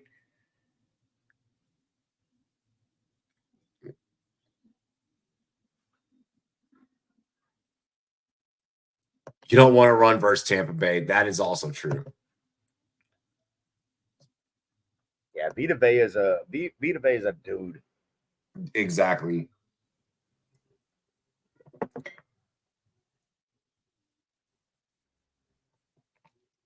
I say that like he's the only guy on that offensive line, but I mean, there's like 3 dudes on there. Tryon Shoyinka's damn good. You've already Let's offer boost on Henry. Y'all think they're going to save his energy? The NFL doesn't care what the books put out there for their lines. You think Derrick Henry gives a fuck about what Vegas put as his line? You think you really that Baltimore. Look, Saquon Barkley literally was 13 yards away from his career high total. He literally sat there, looked at his coach, and said, "Go ahead and feed the young guys. I'm good." They don't care about your fantasy team. They don't care about your bets, your parlays. These dudes are here to keep a job for a season. Their job does not. Their job production doesn't weigh on our fantasy teams. If I'm King Henry and I see Mike Evans go out and I see that, oh shit, we can actually start dominating this game, no, you're not putting me out there. Look, I'll give you a prime example for a Henry play. Prior to the season, his line for the year, which I did take, was 10.5 rushing touchdowns. I don't think he gave a fuck about it, although he's already got 8. Yep. I don't think he cares that he only needs 2 more. He's only got 10 more weeks to get those.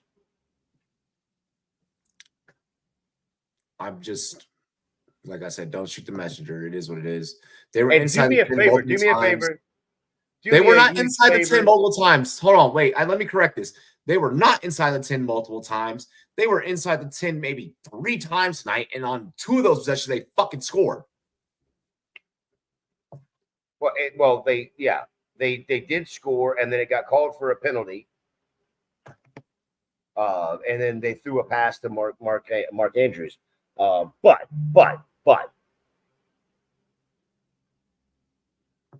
it ain't gonna. It's not gonna matter. They're not playing for. They're playing for a win tonight, and they're playing to get through the next 6, 7, 8, 10 games, so that when it gets down to crunch time in the playoffs, they have King Henry 100% healthy. Like, we play for 14 weeks. They play for 20. Don't get me wrong. Like, I want Henry to be out there just as much as any other fantasy manager. I have Henry for 90 plus rushing yards tonight and anytime TD. I'm understanding because of how the game works. If I don't hit, like I'm aware. Do I get frustrated? Yes. I've also watched so much damn football and I'm kind of fucking immune to it. You know? Like, I don't want to say like immune because like like I still have my moments, my streams where I get really fucking, crazy, but like not bro, I really felt like he could have hit the 90 plus tonight. I feel like he would have went the fuck off tonight. But and there's I thought nothing this saying game, that he's not going to do that. There's no. nothing saying that he's not going to do that. Look, it's King Henry. He can bust one for 50, and then nobody's talking about it anymore because, oh, well, he got his 50 and a tutty. We're moving on. And you also have to realize, too, that Lamar is 10 for 13 on the night. He hasn't had an incompletion since that first series. So if something is working, like if I'm Lamar, I'm like, hey, like right now my arm is great. Like I'm completing passes. Can we just let me cook in the passing game, please? Just like it's happened in the past with this Ravens defense, the first two to 3 weeks, that offensive line is killing them with penalties. Them with penalties. Oh, I think that's a hip drop tackle. That's a fine. They didn't throw a flag on it, but that's going to be a fucking fine. You're going to have an envelope in your fucking locker after the game. Justin Tucker, 10 for 13 this year. Oh gosh, he's had some bad misses. Those 3 have been bad misses.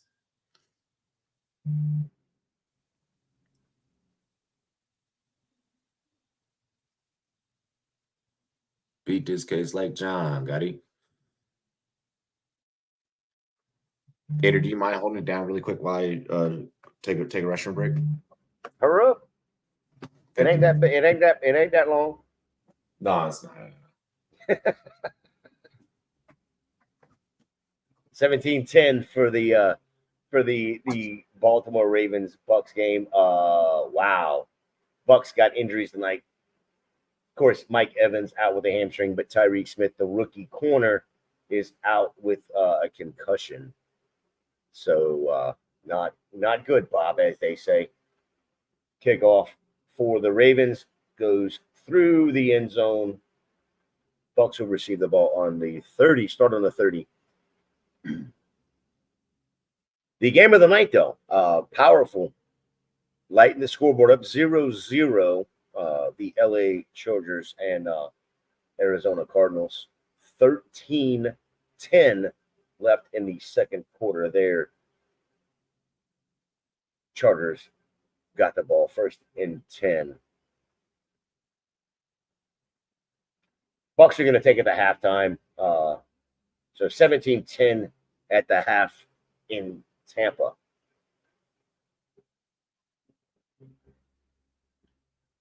Justin Herbert, play action. Gets it over to J.K. Dobbins for about 2 yards. 2-yard catch for J.K. Dobbins there.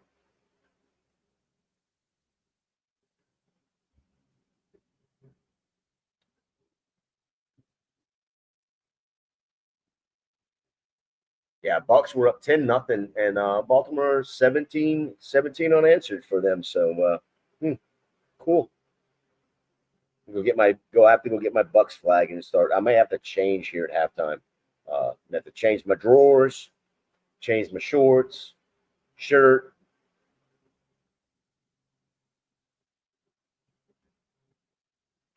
What's going on out there in LA? They're not throwing the ball to the wide receivers very much, but they are trying to pepper the tight ends there. Will Disley's got 4 of 4 for 49 yards already. Interesting. Get some Stone Smart. Let's get some Stone Smart.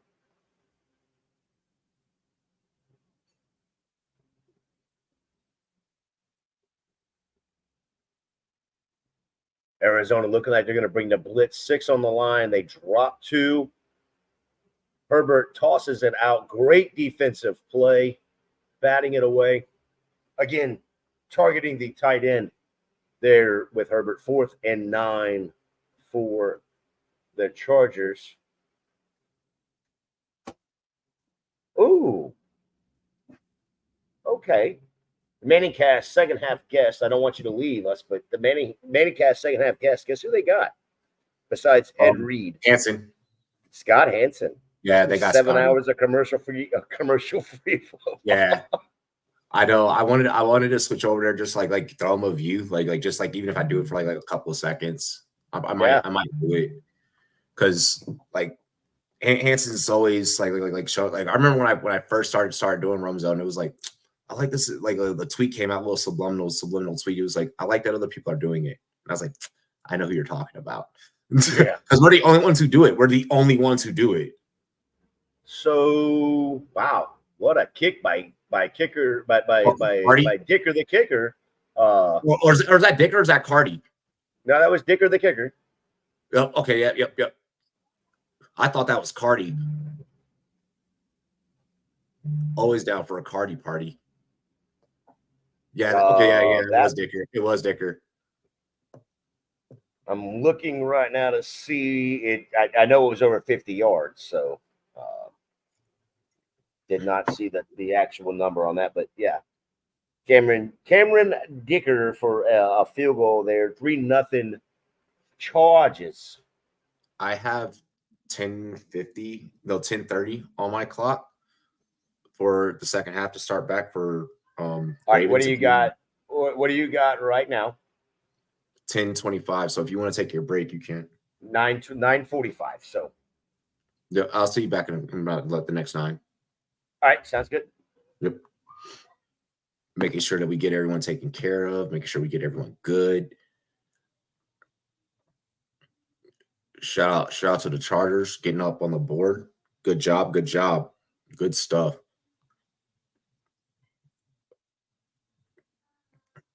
I don't know if y'all so there's a show on Peacock. Like I just like left like my Peacock on last night after I got done watching the game, being in bed with fucking icy hot on my back. And there's a show called Hysteria. If y'all have not checked it out, it's pretty damn good. Like it's a wild storyline. Like it's wild. I was like, yo, I stayed up watching that joint.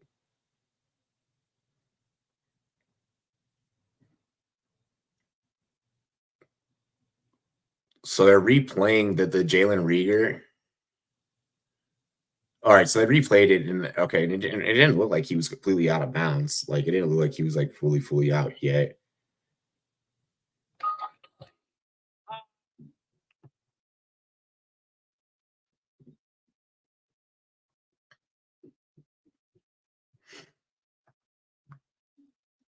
Okay, so I got 8:30 left.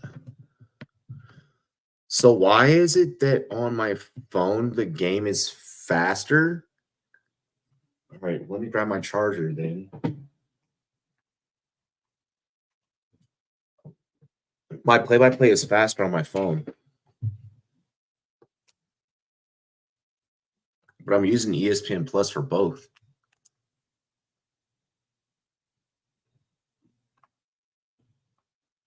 That's crazy. All right, let me just double check one thing, yo.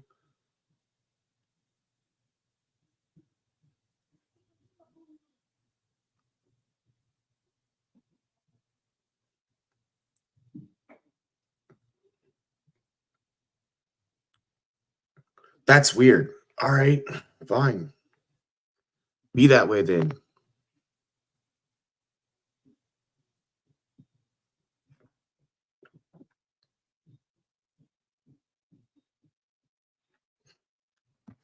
Yo, why are they bringing up Steph Curry right now?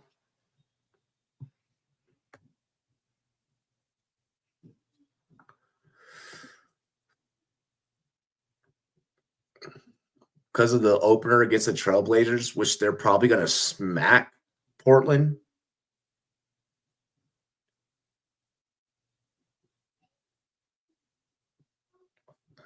All right.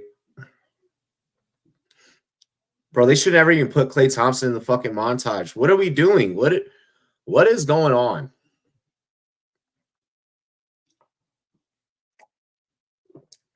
Curry's a Hall of Famer. Yeah, Curry's a Hall of Famer. Yeah, I don't know why the fuck they're showing like Klay Thompson like in the midst of that.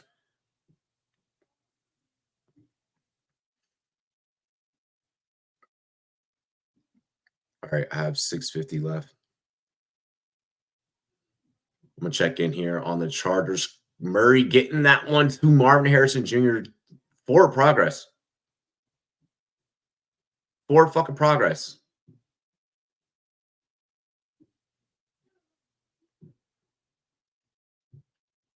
All right, go That's take you for five. Progress. Go get you five. Go get you five. Go get you. I did already. Before we get back. Yeah, I did already. 5.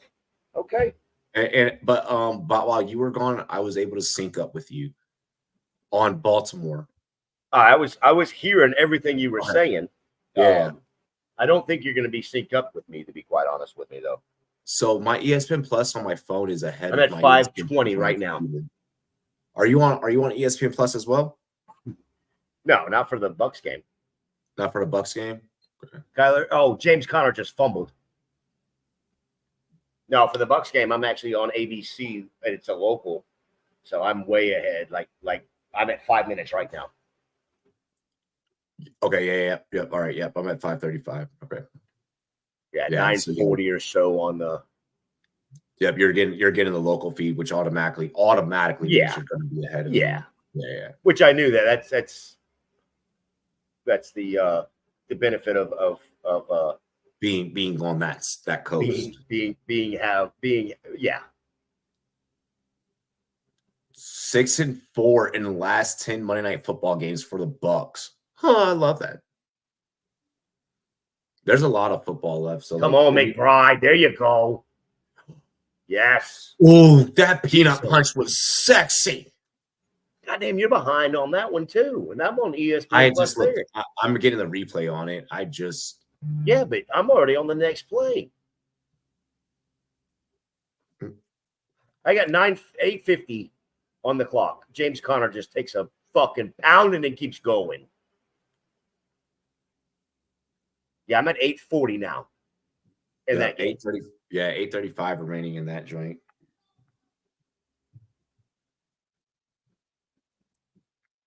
What a peanut punch. That was a good one on Kyler.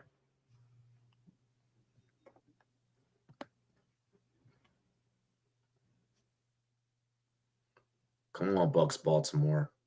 That's the most entertaining action right now.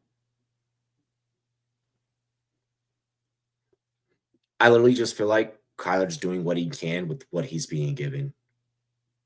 Mike, Fack? It'd be nice if people could fucking line up the proper way. Flags everywhere. It really would be nice if people could just fucking line up. Okay, so I heard it and then it broke up. What show were you talking about earlier? The Cat was talking about? For which one? Oh, there's a show like if you're we grew up in like that like Guns N' Roses, Motley Crue like era. There's this show called Hysteria where like it's kind of like based like around that time where like I guess like there was like this town that like went through like a whole like, oh my gosh, like rock music is taking over, like, dude, it's such a good show. Like, it is actually a good show. It had me captivated till like 4 a.m. yesterday Because like I was just in bed with lidocaine patches and fucking sucking on a morphine tube. dog. I'm still in pain. Like I haven't been able to like yell or like laugh as much as like normal. It's okay. I'll probably be better like within like a couple of days. It's like a small like little like pool in the back. That's all. Red zone for Kyler, 12 of 16, 6 touchdowns, no interceptions in the red zone for Kyler this year. No, I know that's what people think. Not a bad stat.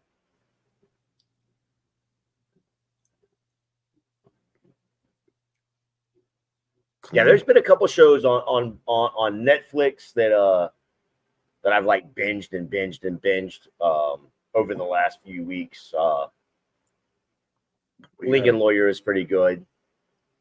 I know. I want to check that one. I've heard that one was pretty good. Yeah. So they came out with a second season. It actually, they dropped the second season on I want to say it was Thursday, and I was done with it by Friday afternoon. Yeah, I need to. I like what I'm trying to do is get back into the habit of whenever I get done taking care of football, doing something that takes away my mental, Way off. Yep. Yeah. Because I noticed I'm like, oh shit, I'm 7 weeks through and like all I've done is just this, like, Yeah, it does. It helps with the mentals. It's refreshing. Yeah. Lets you know I'm still human. Yeah. Please jump. Oh wait, no, you can't jump ball against for Harrison right now. Look at the way that corner's playing. Good shit, Kyler. Deutschland, a one-way ticket to Deutschland. Knew that was gonna happen. Yeah, that was a great route on the out there. A little quick 5-yard out or 4-yard out for Dortch. Defender really has no choice. It would be dope if, and this is kind of what I'm talking about with MHJ is like, okay, like my body language lets my quarterback know everything, So if I'm just like lazy, like at the wide receiver position, like if I'm just kind of not really like setting my feet, I'm not giving indications of like where I'm gonna break or whatever, he's gonna know. He sees everything from the moment that you know what I mean? So I just feel like I don't know. I feel like, well, as a defender, you're sitting there and you know that you are the wide receiver one on your team, the number one option, right? So as a defender, I'm sitting there and all I'm trying to do is get in your head. If I can get in your head and know that that's going to bother you. I feel like too many teams are overcompensating for the talent of what we know that MHJ can be. And I understand, trying to suppress that, making sure that he doesn't pop off. You're allowing everyone else on that team, though, for Arizona to go out there and be profitable. So you still got to manage your job as a defense and lock down everybody else. Right, but that's what I'm getting at. So if I'm the number one corner and I'm able to get in your head, and it's going to bother you so bad, all I've got to do is now I can move off of you, give my number two, give the number 2 corner to you, and tell him all you got to do is check him at the line, and he's done for that play, and I can move on to the next guy. It is truly it's his chess play, chess, and Marvin Harrison Jr. is playing checkers. Exactly. Yeah. That's what it feels like. That's what it's felt like since covering Marvin Harrison this year. Greg Dortch, Tutty, Dortchland, one-way ticket, baby, one-way ticket. You cannot call that a fucking targeting. Bull fucking okay. Different call. Thank you. Give him that one. Fucking whatever. Blocking low, whatever. You can't call a fucking targeting on that when he's going down. I thought it was going to be targeting too. I mean, it's the defender did not lower his head. His head stayed on a level plane. Was that Falali? No. Oh, see, that was Kalijah Cansey. Yeah, that was Cansey. Yeah, but he didn't move his head, and he caught him right here, right on his face. Oh, they don't. He didn't lower his head. That was That was Lamar going down. So thankfully they didn't call that. Of course, Kancey will probably get a bill in the mail. Yeah, there'll be an envelope in his fucking locker. That's out of bounds. That's bullshit. He's out of bounds.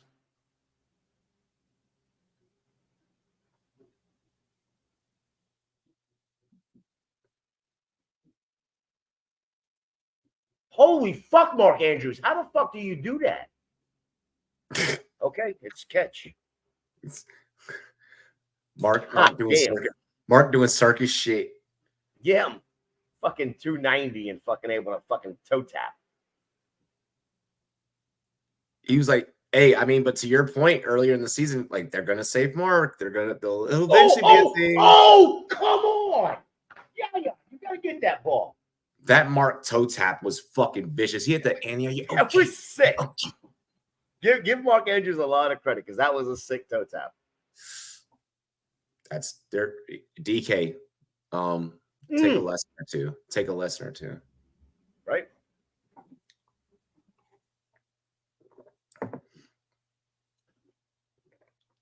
Yeah, I'm looking live though. That thing, there was no way he was in bounds. And then you watch that replay. Great call by the official because there was no replay needed. But the official was right on top of that. Great call by him. Look at there. See, I can give the zebra credit when he gets it, when he needs it. Look, they suck, but that was a good call. Y'all got the best game on out of fucking two of these right now. I mean, Arizona's starting to do something, so I'm not going to talk too much shit, but. Uh-oh. Get there. Done! Oh! Yeah, that's intentional grounding, right? Maybe not because he's out of the pocket, but. I switched to the other game. Hold on. Yeah, flip back. Because Lamar, they had a bad snap. Oh. Bad drop it by the Chargers off that 2nd and 8. I'll bring up 3rd and 8 for them. I'm getting the Lamar play right now. I'm gonna just leave the Baltimore game play behind. Oh God! Oh, it went off. Oh, it went off the Sayflower's head, and Zay was in motion. It went off his head. No, that's not intentional grounding. That's not intentional. No, but he was down anyway. Yeah. It would have been intentional grounding, but his knee was down. Yeah. That was some creative. That was awareness by Lamar though. Fuck. He tried it. Yeah, like that was crazy. 3rd and 26 for the Ravens right here. Leafs, I didn't see this. See that coming. What? 80%. Wait, see what coming? Fucking wait, what are we doing on shrooms? Yo, I haven't done a stream on shrooms in a minute. I might I might do that for you. How about Will Dissly, baby? 5 of 5, 56 yards. He just caught another one, which of course has not updated. So he's 6 of 6. Going to be probably close to 65 yards, 63 yards, somewhere in that range. I mean, he might be tight end 1 on the week. Yeah, I know Dissly is nice. It's just no one gives him, no one gives him any respect. Like unless like football, like you're Justin not looking Tucker. for like 52 yards for Justin Tucker. Good. 20-10 Ravens. Of course, J Tuck is just Mr. Automatic.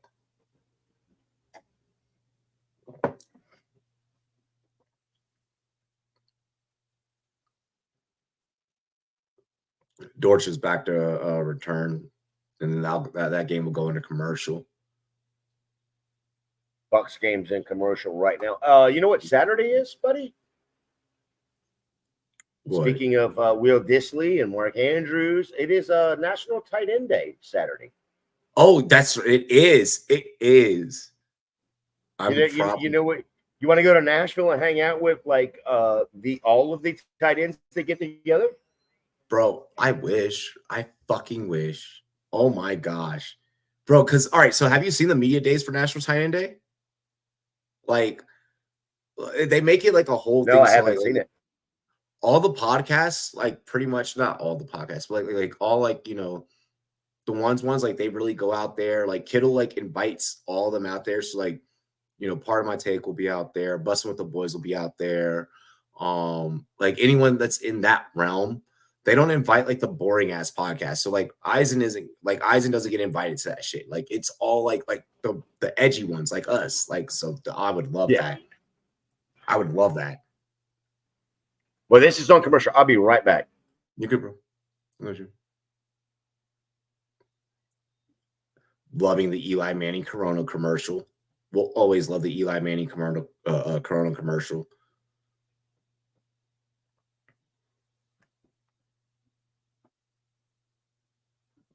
Tight end you. Yo. I'm holding on a thread. What's happening in your game?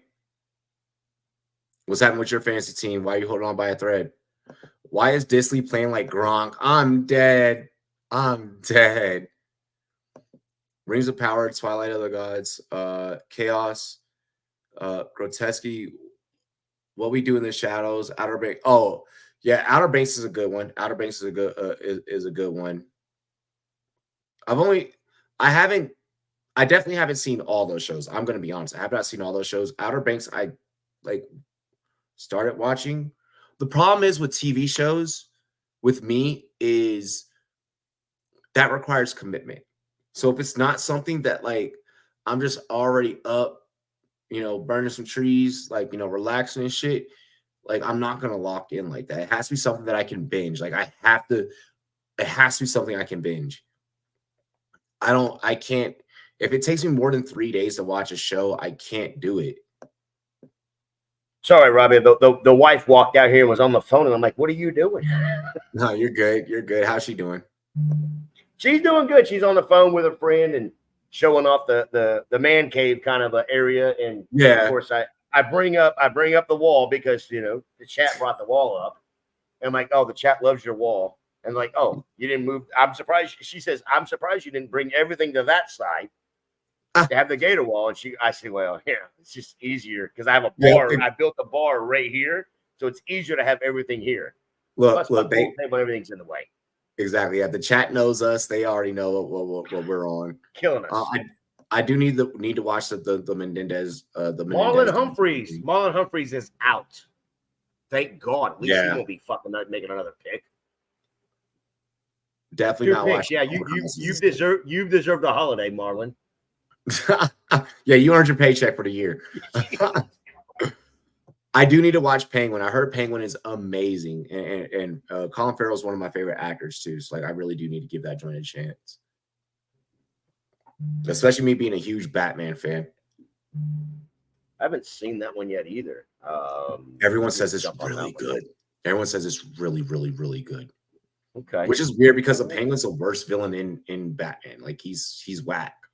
Yeah, he is. He's the crazy one. You got Joker, which is always the staple, right? And then Marvin Harrison. Come on, you got to fucking separate, dude. Bro, I'm telling you, he plays lazy. I'm not trying to be a dick, but he plays lazy. No, but I mean, he had like a half a yard of separation, and then just kind of waited. You got to, this. You got to go get the ball. Don't let me as a defender come and get the ball from you. Kyler shouldn't be begging for the flag for you. You should be popping up with enthusiasm and be like, "Hey, yo, I got interfered. Like, help me." I don't know. I'm not impressed with MHJ. I know people are not going to like that, but I'm not saying like a bust or anything. I'm not going that far, but like I'm like, yo, like just develop. Take it a little bit more serious. Stop just being like, oh, well, like I'm automatically good. So I feel like that there is some of that with Marvin Harrison Jr. Because I don't see that with Neighbors. I don't see that when I watch Jaden Daniels. I don't see that when I watch Caleb. When I watch some of the other rookies, I don't see the things that I do with MHJ. The entitlement. Yes. Yeah. And I didn't want to go there and like lay that indictment out there, but I think that I don't mean that's a bad, and I don't mean that as a bad thing. I mean, when you look at it, listen, you come into the league with the name, right? With the dad that was a superstar, Hall of Famer, all of that, and then your first thing to do when you get in the league is not sign to where people can get your jersey kind of a thing. Merch. So let's be honest about it, right? There's a lot of This diva-isms. isn't. Listen, we love the players. We have players that come on this channel. Listen, let's just listen. If we're gonna be fucking cool to them, let's also be brutally honest with them. Brutally honest, exactly, exactly. I don't think that's going to be a trend for him. I think that after this season, he has to just take a step back and just kind of acknowledge it. I mean, like you said, your first thing that you did when you came into the league was care about your money.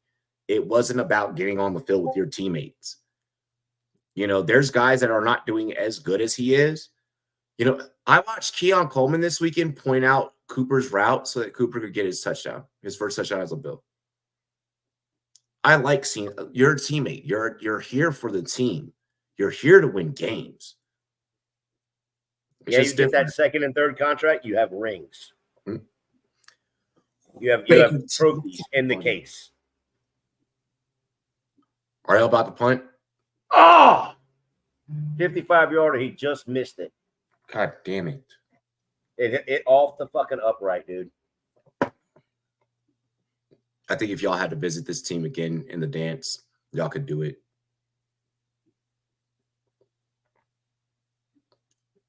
I think if y'all had to see them in the dance. Again, going back to the Bucs' second drive, taking that field goal, fine, put the points on the board. I get it. Go for it's 4th and 4. Go and do it. Put as a coaching staff, you sit there and say to your team right now, this is your ball game. You go score right now. And if not, I trust my defense who just shut them down. Just to go and do some shit. See, without me even watching the show yet, though, chat, like I see a couple of y'all, trying to convince me to, start watching it. That's the Penguin. That's the Penguin's whole stilo. Anyways, like he's basically like a mob, like type of boss, like kind of thing. That's how he ran Gotham. And then of course the Joker comes through and becomes an anarchist. And well, we saw how that goes. We see how that goes. Certain people should have not been let out of Arkham Asylum, and the Joker was for sure one. Like, dog, the first 10 minutes they kill off the main character in the first episode, bet. Yeah, I'm gonna check that out. Don't spoil nothing too crazy. Don't spoil nothing too crazy. Okay, so that's now on the playlist. Yeah, it's on. What is that on? What is that on? Mac. Okay. Yeah. Max, we got that one. Yep. Yeah. I'm probably. Unfortunately, I pay for all these fucking goddamn streaming networks now. Yeah. Well, I pay for them. So benefit is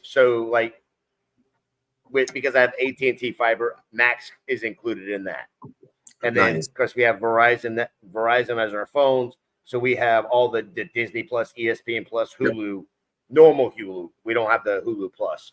So really, the only thing I pay for is YouTube TV. The wife pays for Apple TV or Apple Plus or whatever that is, which I don't ever watch, and then she pays for Netflix. I have every fucking streaming network I could ever want, but I only pay for like 3 of them, 4 of them, whatever it is. I mean, yeah, I pay for the YouTube TV, and I pay for the YouTube Premium for the music. I don't pay for that no more, thank God. But I think it's because I have YouTube TV, I should get that for fucking free. I feel like I should too, yeah. And I think I'm already paying you. Yeah. I'm paying you and I stream on you. Right. All right. There you go. You got a little Derrick Henry action. Of course, it's coming back because of a flag. Probably a holding call. Y'all invited NASA out to the game to fill up the ship. That's dope. Did what? Because Cape Canaveral's right there. I think that was because I didn't look like sailors. I looked like NASA that y'all had up that are filling the stands and the ship over where the ship sits in the stadium. Right. Yeah, so I think that was NASA, a bunch of astronauts. Yeah, I think that was a bunch of astronauts. I missed that clip. I looked over at Marvin Harrison dropping another ball. Derrick Henry getting his first fucking carry in a quarter and a half, bro. Holy crap.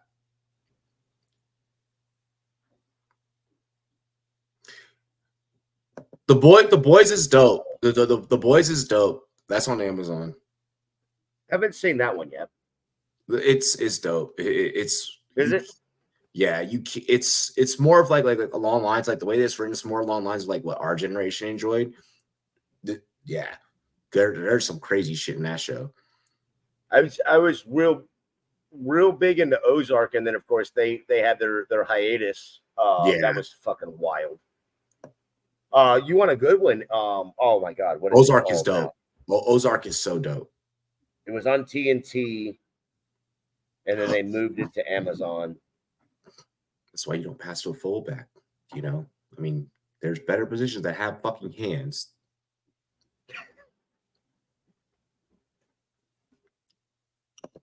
Homelander's a good one. I should have just never got that mad. I just fucking tweaked my back even more. That hurt. Josh Palmer. My goodness. Oh my gosh.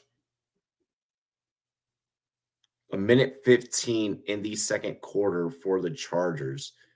7-3. They are playing not like neither side is doing anything explosive. Neither side is doing anything explosive.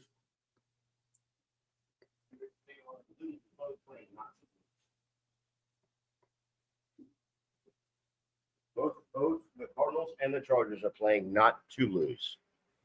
Yeah, they're both Nobody playing not wants to lose. to win. I mean, divisional matchup, it's not divisional, but Lamar deep, wide open, fucking Bateman. Touchdown. fucking Ravens. Welp. 49-yard touchdown. Yeah, Palmer had that sick toe tap, and then the next pass after that got broken up. It was an incompletion. Herbert out the shotgun. 1st and 10. Delivers across the middle. Decent game about 7.5. Not that one at Dolphins. No, that's Vidal, isn't it? Yeah. Was that Kamani? Yeah, it was Kamani Vidal. Damn. When I first looked up and I saw him catch the ball, I'm like, I didn't realize they traded for Austin Eckler. Yeah, they just used Vidal back-to-back plays actually right at the middle. Yeah, they did. He gets the first. Yeah, Flowers is a decoy now for Bateman.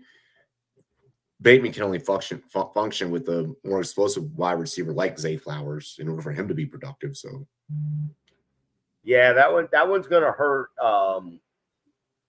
Not saying Jamel Dean is a good corner because he's not, but also Smith being out with his concussion, so we're down to the 4th corner playing opposite of Zion Cullum, who's covering Zay, and that's why you're not seeing Zay get as much work. Cullum is a shutdown corner, and he's done a great job on Zay Flowers. Yeah, 19 yards for Zay Flowers, 11 yards receiving for Zay Flowers. Matt asked trade targets for Henry. You're not moving Henry. So you have to think about when the Ravens, when the fantasy playoffs happen, is when the Ravens are trying to lock down seeding. You're not unloading Henry. We're not doing all right. I mean, if you're serious, I'll trade for him right now. Give him to me. And as an 0-7 team, I will go and be in the playoffs, and you won't be because of Henry. Exactly. Like it's just, I'm not going to be the YouTube channel that sits here and says, "Yeah, go and do some shit like that." Where I don't preach panic selling. I preach strategic selling. The only way you're selling Henry is as theoretically. There's not a theoretically. There's not a theoretically. The only way you're selling him is you are getting a fucking haul, and that haul is going to include a Jamar Chase plus a Justin Jefferson. Like, you're giving me a farm. I want a farm. Some players are untouchable.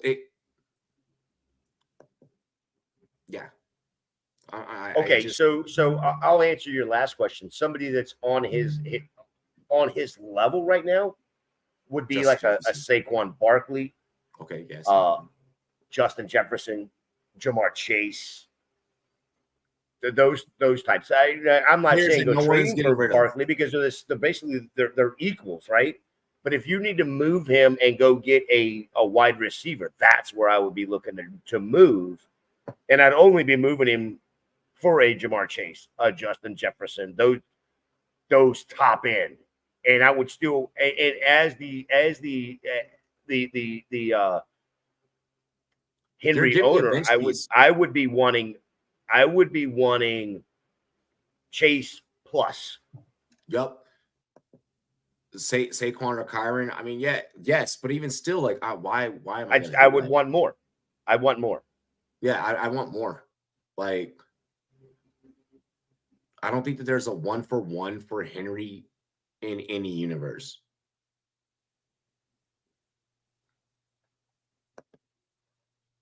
All right, so Cardinals get their ass off the field, go to halftime. Chargers are going to receive in that one. 27 unanswered points for the Ravens. Fuck. Bucky motherfucking Irvin. 18 consecutive passing TDs without an interception. He's been doing that since 2019. God damn, Lamar. Lamar, why does it feel like you're aging quicker than what we realize? Gosh.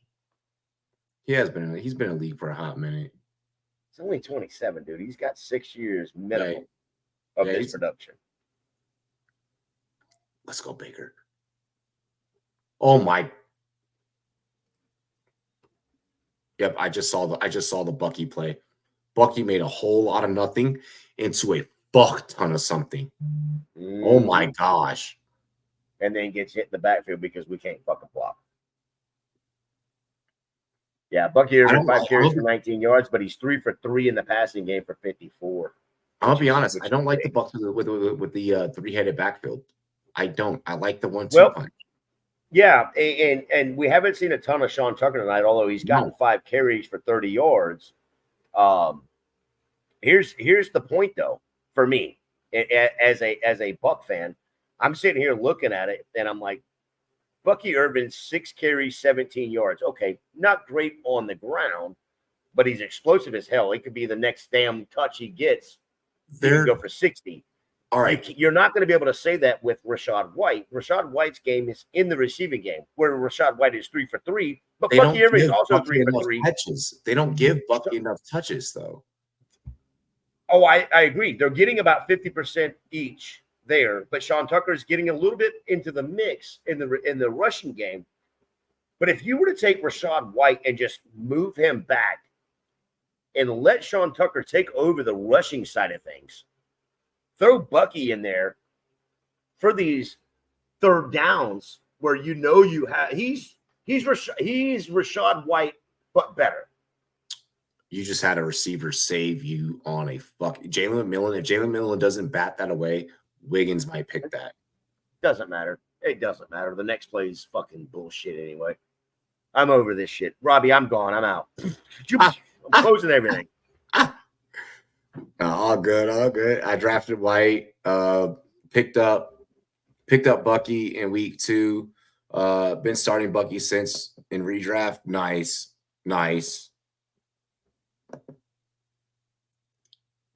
You moved on 5 and 2? Wait, who's 5? Oh, he's talking about his leaves. There's already been there hasn't been enough hockey for that. Yeah, Baker has not been Baker tonight. 14 of 20, 174, touchdown and 2 picks. 2 very, very bad picks. Yeah. By the way. Evans not being in the game, which, to be quite honest, I get it. It was the 100. You needed to get your 100 at home. 100% understand that. He should have got that 100th and got off the field. Getting injured. Now we're going to be without him probably for, I would guess, somewhere around 2 to 3 weeks. I would say 2, yeah.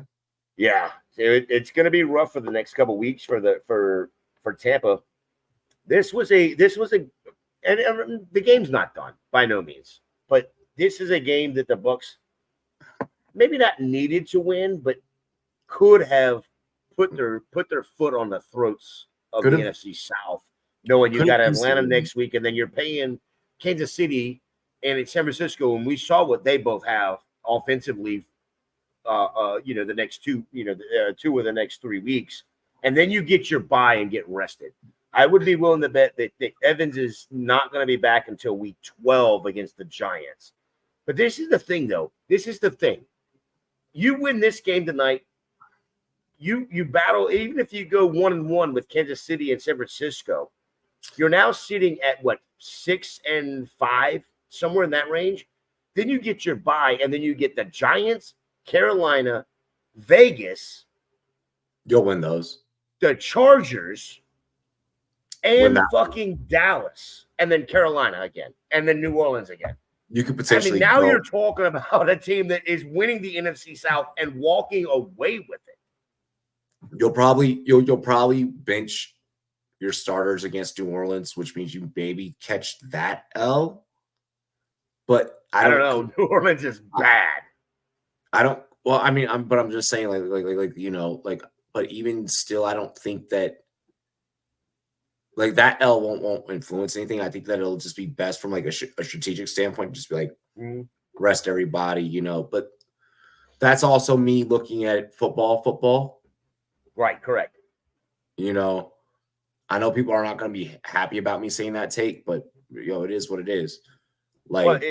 People can be happy or not. It doesn't matter at that point. It's week 18. Exactly. It's week 18. Right. You shouldn't be in fucking fantasy playoffs at that point anyways. Your season should be wrapped up 17. 17 should determine your fantasy chip.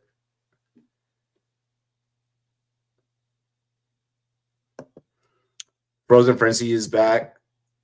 No wonder why. One game today. Okay. So yeah, that's why there was only one NHL game today. Vikings are going to demolish the Rams on Thursday. That's not even going to be a fair fucking matchup. I'm guessing Zach is a Arizona fan, right? Yep. Yeah, he is. Yeah, Zach is an Arizona fan. I just saw that 30 more minutes. Yeah, they can do something. They can do something. Wasn't an impressive first half. I want to see, like I said, I want to see Marvin Harrison really fucking step up. The Chargers are playing Chargers football. The Chargers they'll play you close the whole time, and then fourth quarter they'll just choose open it the fuck up. And I am back in Baltimore. Fuck me. I told you, don't you sweat that dude. I don't know why y'all worried about goddamn Derrick Henry. Goodness. Where the fuck was the high safety? There's no one over top to stop this man. Derrick Henry, 7 carries, 115. Are you happy now?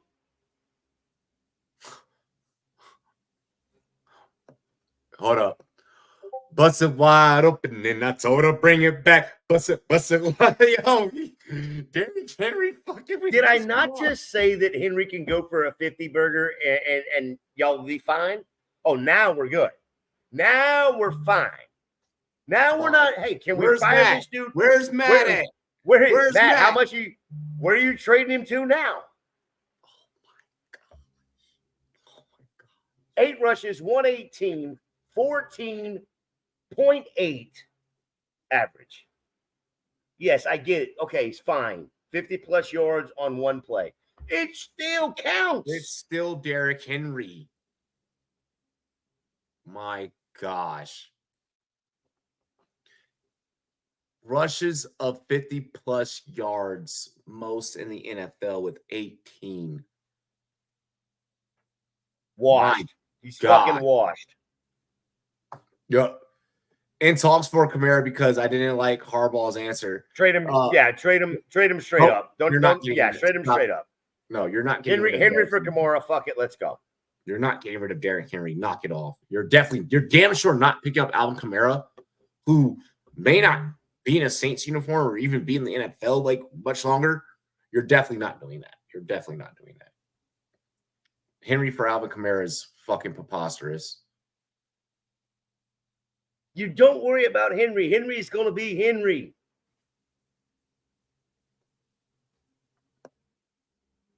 Justice Hill is Justice Hill. My Derrick gosh. Henry is the king for a reason. Yeah, in good faith. And there goes Mark Andrews. Mark Andrews with another fucking touchdown.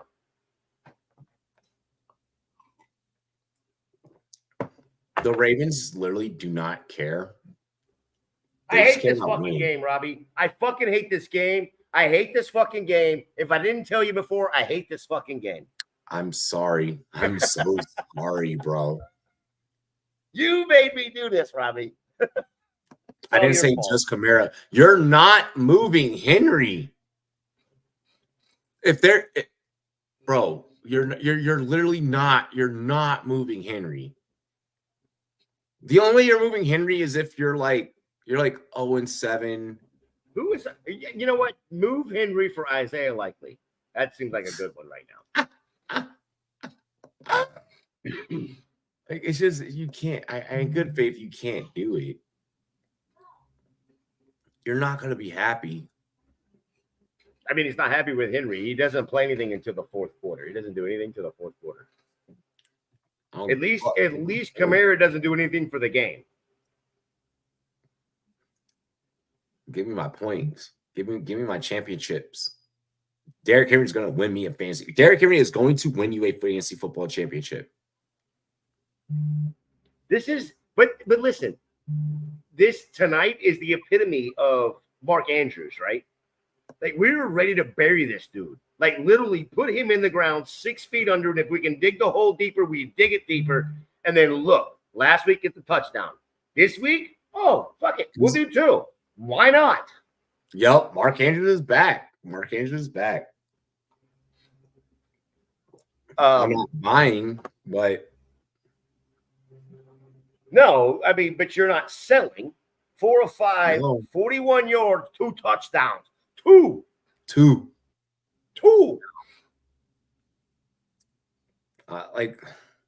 But also we have to realize too, like, I'm not big on panic selling either. So like, I don't. Oh yeah, the Mark Andrews buzz cut. By the way, versus is Karam got to win. Karam, I guess that was it the Henry run or what? You're up 8. You're up 19 now. I'm thinking the Mark Andrews just sealed it for Karam. Well, it's either that or that Derrick Henry run. I mean, you know, Calvin's like Kamara and who else, bro? Let's hear it. Yeah. Calvin knows. I get that you're not. I know that you're not talking about a dynasty league. I know that you're not talking. No, if you were talking about a dynasty league, I'd be a lot more on board with trading Derrick Henry right now. And I'm not on board with trading Derrick Henry at all in redraft. If you're sitting there, okay, you can't pay me to trade Derrick Henry. As Matt said earlier, hypothetically, if you're sitting there in a dynasty and you have Derrick Henry and you have a Kyron and you have a Barkley sitting there, you know Henry is going to be 1 and done, 2 and done. Now let's move him and go get a first plus in dynasty. But in redraft, you're not moving him. You can't. You can't afford to. Yeah, you can't. You cannot. Nobody's going to be able to afford to buy him. There's just no way I would do it. Like I in good faith, I would never be able to move Derrick Henry. By the way, Derrick Henry, I for damn sure do not want Kamara on my fantasy team right now. Oh, Baker almost threw another fucking pick. He tried to go 2 weeks in a row with 3 picks. Give me a flag. There you go. With a face mask on top.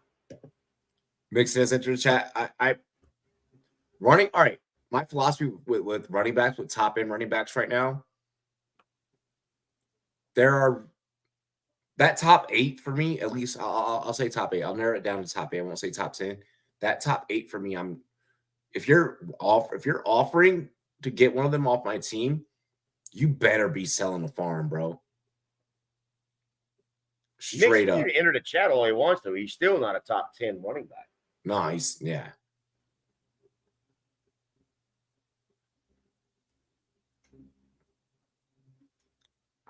Who you throwing in? Bijan Robinson or Ken Walker? Ew. I I love Mixon, but the problem is the durability issue. Where we know what the durability issue is I'm with keeping the Derrick King. I Henry mean, over he's John always going to Anderson. be available.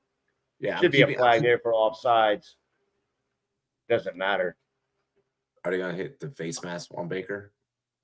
Yeah, 6-0 the Ravens are in the last 6 versus the Bucks. How about that?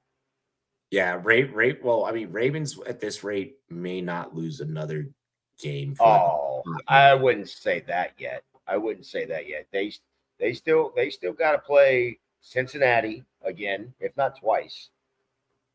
No, they've already played them once. Okay, so they still got Cincinnati. They got Pittsburgh. Whatever you and do, Houston. Whatever you do, do not look at how close the stat And sheet Philly. box score is between that Cardinals fucking Arizona game, bro. Oh yeah, is the stat sheet like ugly? Bro, the time possession is a 3-minute differential, 3-minute and 50-second differential, 2 turnovers for the Chargers, 1 for the Cardinals, 168 through the air for the Chargers, but only 74 for the Cardinals, 85 on the ground and like 75 on the ground for the Chargers. Like, bro, it's ugly. Like they're way closer than what they should be. So what you're saying is this should have been flexed to a 1 a.m. game. This should have not have been a fucking prime time game. Well, that's why ESPN Plus has it, not nobody else. Oh. I mean, hell, at this point, the fucking Bucks Ravens should have been flexed to a fucking 1 o'clock game. No, I would still watch this. Because at least this is the football me talking. Like at least with this, I'm seeing different schemes. I'm seeing some different things. I'm seeing like a lot of different, like play schematics being tossed out on both sides of the ball. Whereas all that Chargers Arizona is mirror images of each other. They're both just doing the exact same thing back and forth. The Raiders want to have a conversation. I don't think the Ravens have been predictable play calling. I think the Ravens. Oh yeah, they are now. Well, I mean, they're up. They are definitely predictable play calling now, and they still can't stop Brock Bowers. Or wait, you mean wait? You said Raiders or Ravens? What? I said Ravens. No, I know. I said no. You were talking about the Arizona LA game. Arizona. They are mirror images. I said the Raiders want to have a conversation because they want to be in that mirror as well. It's that they're the exact same team as these two. They're exactly the same. I agree with that. I do agree with that. I don't know. Why would I use that word? I don't know. I got confused for that. I was like, no, I don't want to get no. Joshua Palmer's 4 for 3, 54 yards, but they're not giving him the high point. Give him the high point ball. Give him what he's good at. No, Justin Herbert has bought into the Jim Harbaugh. We go 4 yards and a cloud of dust at each play. That's what we do. That's how we roll. I hope they don't bench Baker. Need some more yardage. They're not benching Baker. Yeah, they would. Stop it. Baker's going to try and play up until the very fucking last minute where they're like, okay, now it's done. Like Baker's going to go out there and ball no matter what. Luke Getsky is number one most dangerous terrorist. I'm dead. All running backs have durability issue. Mixon misses time already and is putting up a bill. Plus, every game he's played. I said, this year. Point. You don't see that with Henry, though. When's the last time he missed a game? My thing is this year that everyone wanted to be like, I'm going to go running back late. This year was the year to go running back heavy. If you went RB heavy, you're probably what I've noticed. This is what I've noticed off of at least 30 different live streams over the last 2.5 weeks is the teams that are running back heavy are out there winning.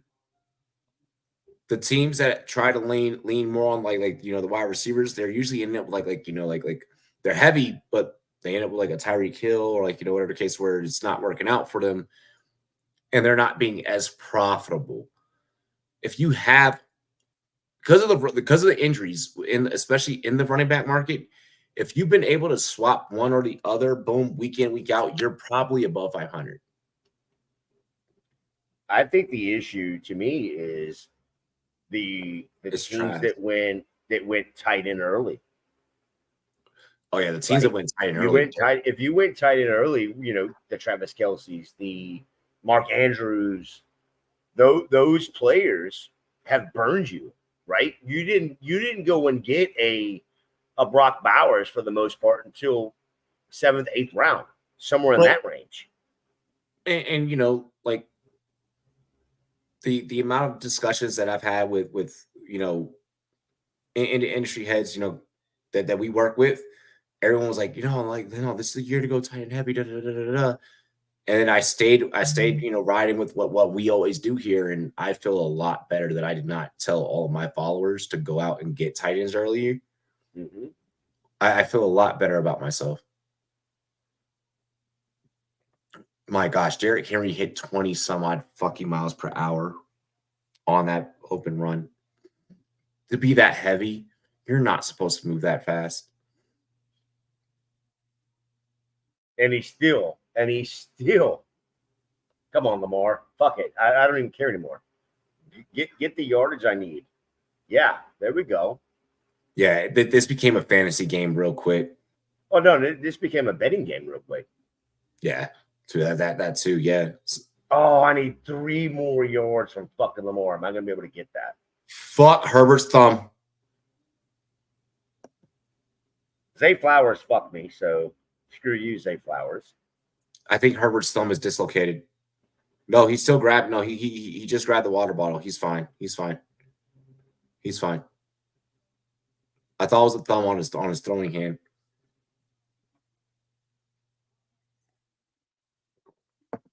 It's what you're gonna get, though. That's what you're gonna get with Derrick Henry, right? He is 10 carries, 120 yards. Be the 3rd straight game where he's gotten over. I'm sorry, 4 of the last 5. He's gotten over 100 yards. But it'll be every game this year he's gotten you at minimum RB2 numbers. Zach, there's no way we're watching the same fucking Cardinals game. I don't think that you're playing great. I think that you're actually playing down to. That's a fumble. Get the ball. There you go, baby. I play you're playing down to the Chargers' strengths. There you go. You're playing down to y'all's. What the fuck did I miss? Zion McCollum covering Zay fucking Flowers.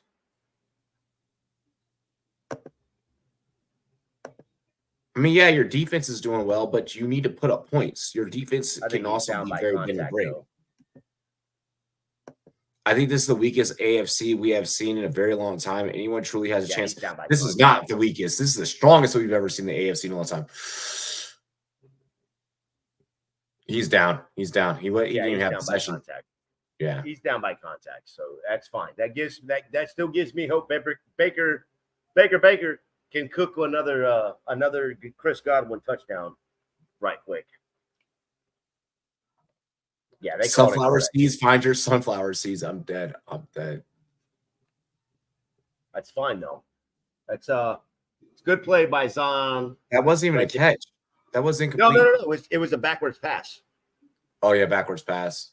Yeah. Okay, lateral. Yeah. But that's Zion right there being aggressive on a backwards pass, being in Zay Flowers' face like he's been all night long. This is why he is the CB1 for the Tampa Bay Buccaneers.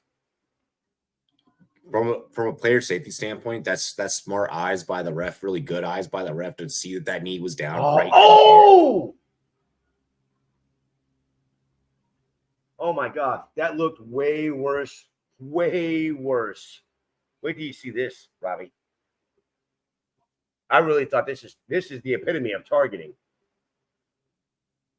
And I mean, he's head up to him.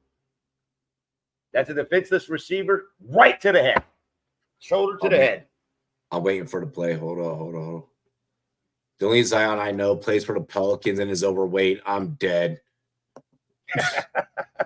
Please, Baker, come on. Oh my gosh. I know. You know why they didn't throw the flag is because K. Dotton got up. Yeah, K. Dotton popped right if up. If he'd have stayed on the ground, he popped fucking up. Flags have been ringing. Even Todd Bowles is like, what the fuck? It's absolutely asinine that you can't call that play. You're going to get a fucking pink slip. Otten should have stayed down a little bit. He might have gotten.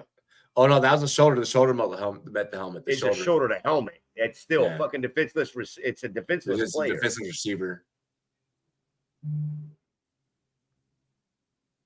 Can we not run Rachaad White? Can we please? Can we just not? Yeah, please stop doing that. Thank you, Cade. Not, get there. First down. There's another one. That's another helmet to helmet. Come on, Roquan Smith. Kyle Hamilton is nasty, but Ed Reed is Ed Reed. Let's not disrespect Ed Reed like that. There's a big fucking difference. Ed Reed went body. Yeah, like Ed Reed wasn't Steve Atwater. Now, y'all want to go back and watch some headhunting film? Go back and watch some Steve Atwater. Back when it was legal. Atwater was fucking. Go back and watch that. That was legal back then. Him, Polamalu was nasty like that. Lawrence Taylor, bro. Come on now. Get that, Godwin. Oh. You cannot target Otten for the next two plays. You can't. Otten's taking really big hits the last two plays. You can't do that. You can't target him again. You can't pull him off the field, but you cannot target him again. I mean, you kind of have to pull him off the field. God damn it. Get him the fuck off the field. You need to get O'Keefe in there. Or oh my God! Oh, they just showed it again. There's no way he's still standing upright. Rachaad White touchdown. Hey, Baker Mayfield throws another touchdown. We cleared that one. Oh, Brian Dawkins. Brian Dawkins was CTE for sure. Oh. Kyle Hamilton, only guy hits like an old school defensive player though.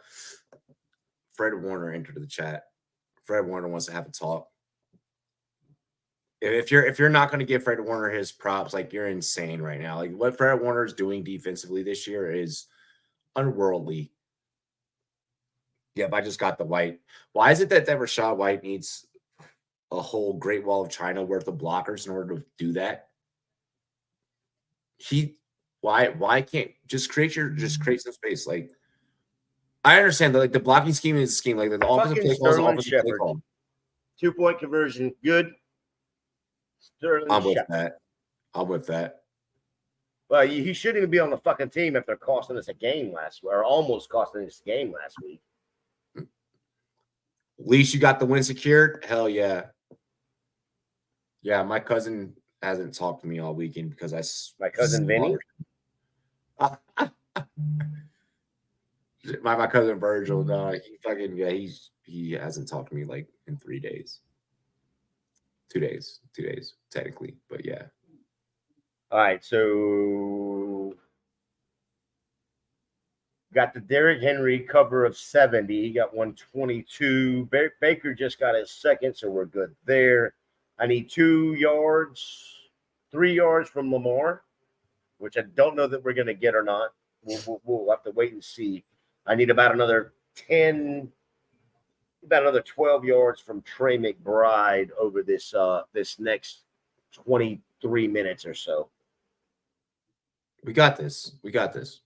Zay Flowers is going to end up fucking me, which I'm fine with. That just tells me Zion is that dude. All right. 11 yards receiving for Zay Flowers. Did you catch for all the Zay Flower lovers? Did you catch last week's AMA episode on Wednesday when I went on my Zay Flowers shit? I was probably watching another show. No, I did not. Did you? Bro, just get out of it, bro. For real. Like, get out of it.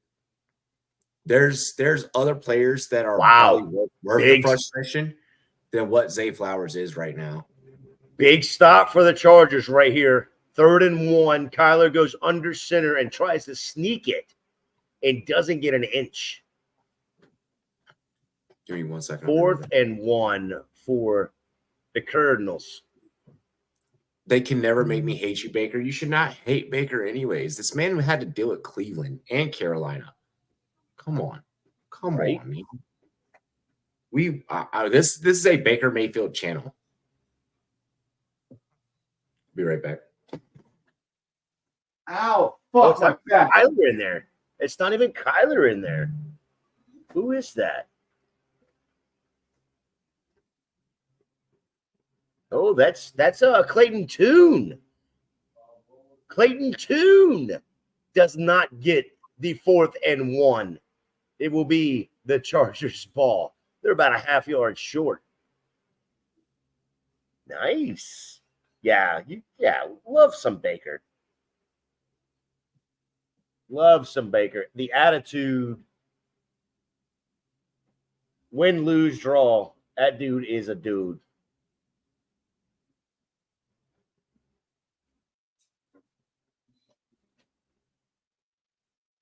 I love the fact that the Clayton Tune has to come in to go 4th and 1 and doesn't get it.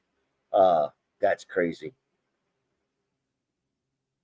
No, Matt, I'm sorry. They didn't. Like you have a multiple running backs back there. They could probably get that yard, and Clayton Tune just could not do it. Matt, did I miss something? Is Kyler hurt? Or was it just because it was 3rd down, 4th down, 1 yard that they put Clayton in there? Give that fucker to Connor. Yeah, I agree. 100%.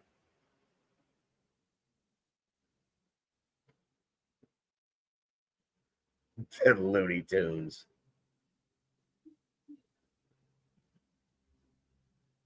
So 10:57 and counting there in the Bucs game, 34-18. Ravens ball, 2nd and 7 at the 33-yard line. Lamar center hands the ball to Derrick Henry, who goes outside and gets another big-ass chunk, and he stepped out of bounds. He'd have gone for the touchdown right there. Big play, another big play for the King, unfortunately. Oh. Yeah, I think I just lost my Bluetooth, Robbie, so I got this microphone going now. You can still hear me? Yeah, I can still hear you. Okay. It's just the Bluetooth that just died. Henry gone. Henry gone. Oh my gosh. It's only another 40-yard run. It's not that big of a deal. It's not that big of a deal, Robbie. Simmer down. Simmer down now. Simmer down. Now, I think the bigger note is that Clayton Tune is under center for the Cardinals for a 3rd and 1. Didn't get it, so they give it to him again to go and do it again, and he didn't get it again. And it is the Chargers' ball now. Derrick Henry is Derrick Henry. Fuck off. Oh, yeah. 13 carries, 164 yards. Fucking trade that dude. He sucks, Matt. Trade him. Trade him now. Get Alvin Kamara, and you probably should send. The only way you're getting Alvin Kamara in that deal is if you send Jamar Chase and Derrick Henry for Alvin Kamara. That's probably the only way it works. Henry heard us GMs talking. Bro, Henry's been doing this. He ain't new to this. He chewed to this. Yeah. He knows he's on the hot seat. 132 last week, 199 2 weeks ago, 3 weeks ago, 152 weeks before that. It's just Matt's comments about Derrick Henry are not a representation of you and I. No. Derrick Henry knows I love Derrick Henry. Like, I really do want to. That is one interview that I as many players as I know, I don't know anyone in his camp because his camp is so tight knit, bro. Like, You cannot get into that friend group.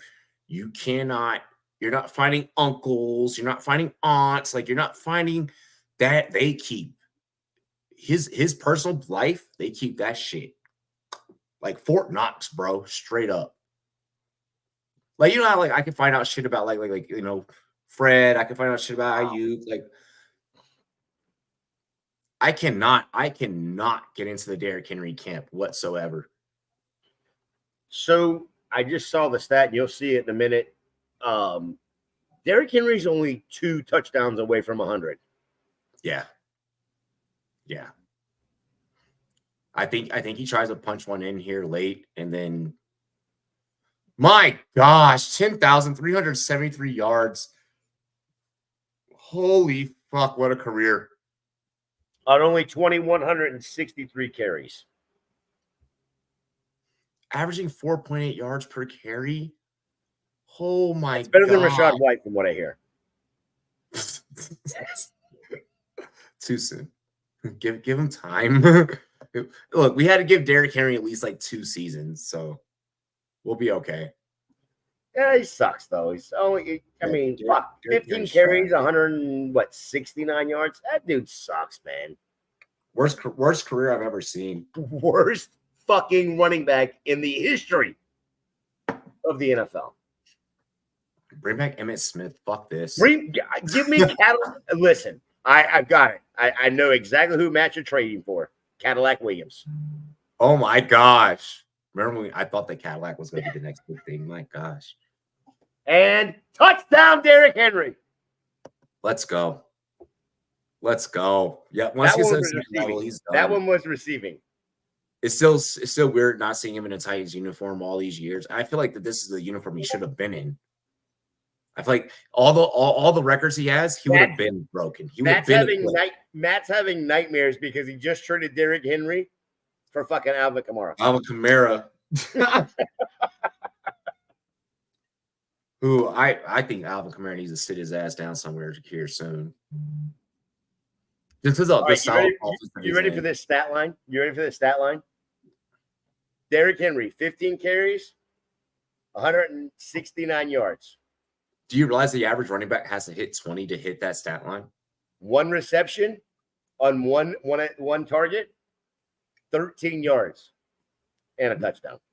That drive, they just went as a team. They just went 8 plays for 70 yards, damn near 5 minutes. Yeah, 4 minutes and 52 seconds, but almost 5 minutes. I round off. They'll lose the Tennessee in the AFC Championship game.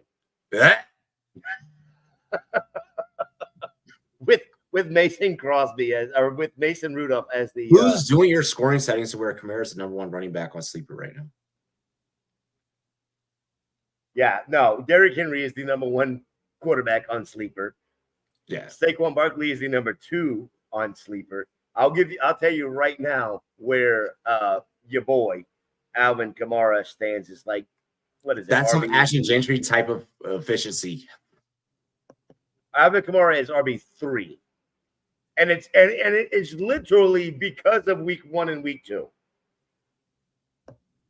Outside of that, it's an anomaly. It is really because of week 2 against Dallas where he had 3 touchdowns. That's it.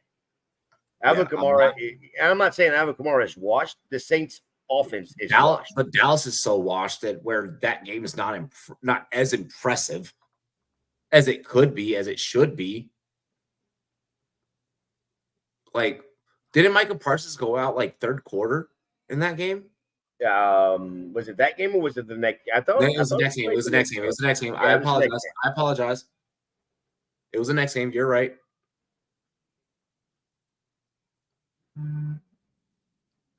Yeah, I thought it was the next one, but that's beside the point, right? It truly is, because that Dallas team is horrible.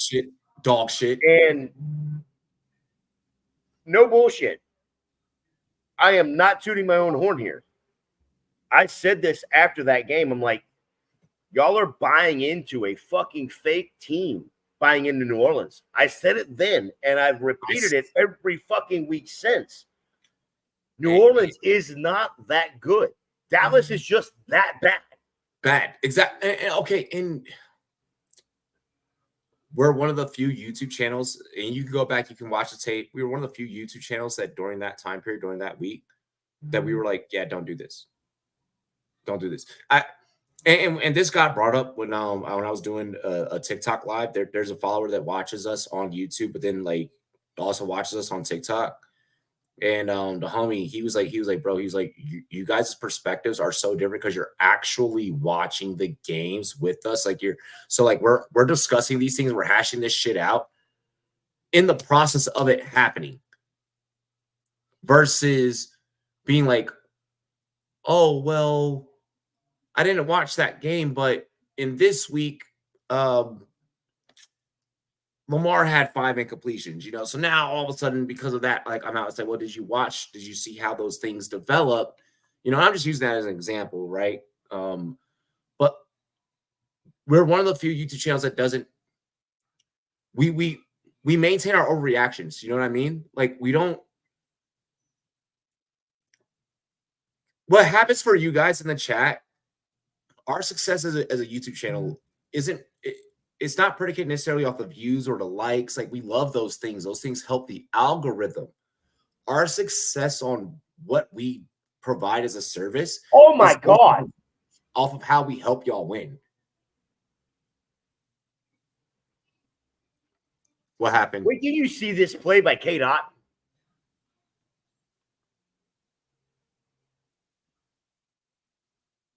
I got McMillan. Hold on.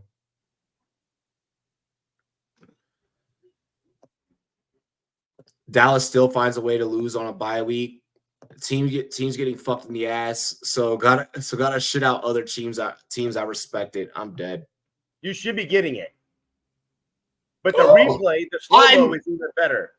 I took a lick and then still stayed up on both twos.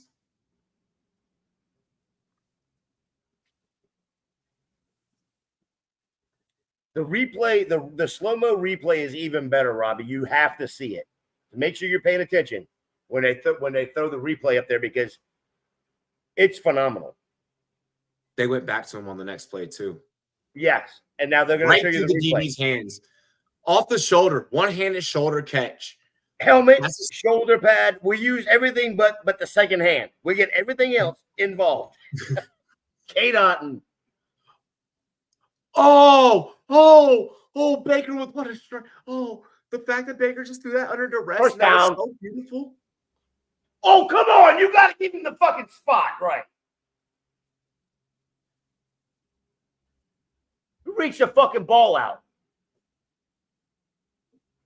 Get the spot right, official. Bad officials. Bad zebra.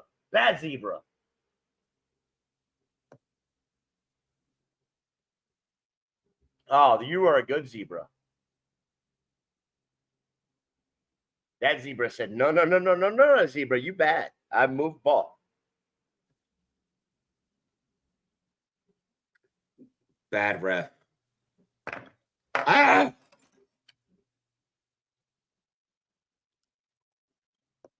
With Otten, we knew that. He gets the jet. At this point, I don't even care how this game turns out. We're taking the L, but now you're seeing the fucking possibilities of what could happen. It's the same thing that when I watched my team have to face this team last week. It's like I said, I don't preach moral victories, but sometimes it's okay to find one, and this is one. Yes. The same thing I was talking to Matt about, against Green Bay. It's like you got to take a moral victory sometimes. Like, my gosh, my fuck, Cade Otten down to the 3. Cade Otten said, "Hold my dick." 6 for 85. 6 for 85, Cade Otten tonight. Bro, I could not be Cade Pay Otten. that man his monies. Jalen McMillan down to the 1. But pay that man his money. Get him a TD. Yeah, I would have popped up after that catch and I'd be like, "Hold my dick," like straight up. Moral victory, says a Commanders fan who said the Super Bowl 7, 185. Bro, we're going to the Super Bowl. We're gonna go. Ray, hey, who got that? I'm looking at it now. We're gonna have a battle of the Beltway in the Super Bowl in New Orleans. Watch. Ravens, Bucky. Commanders.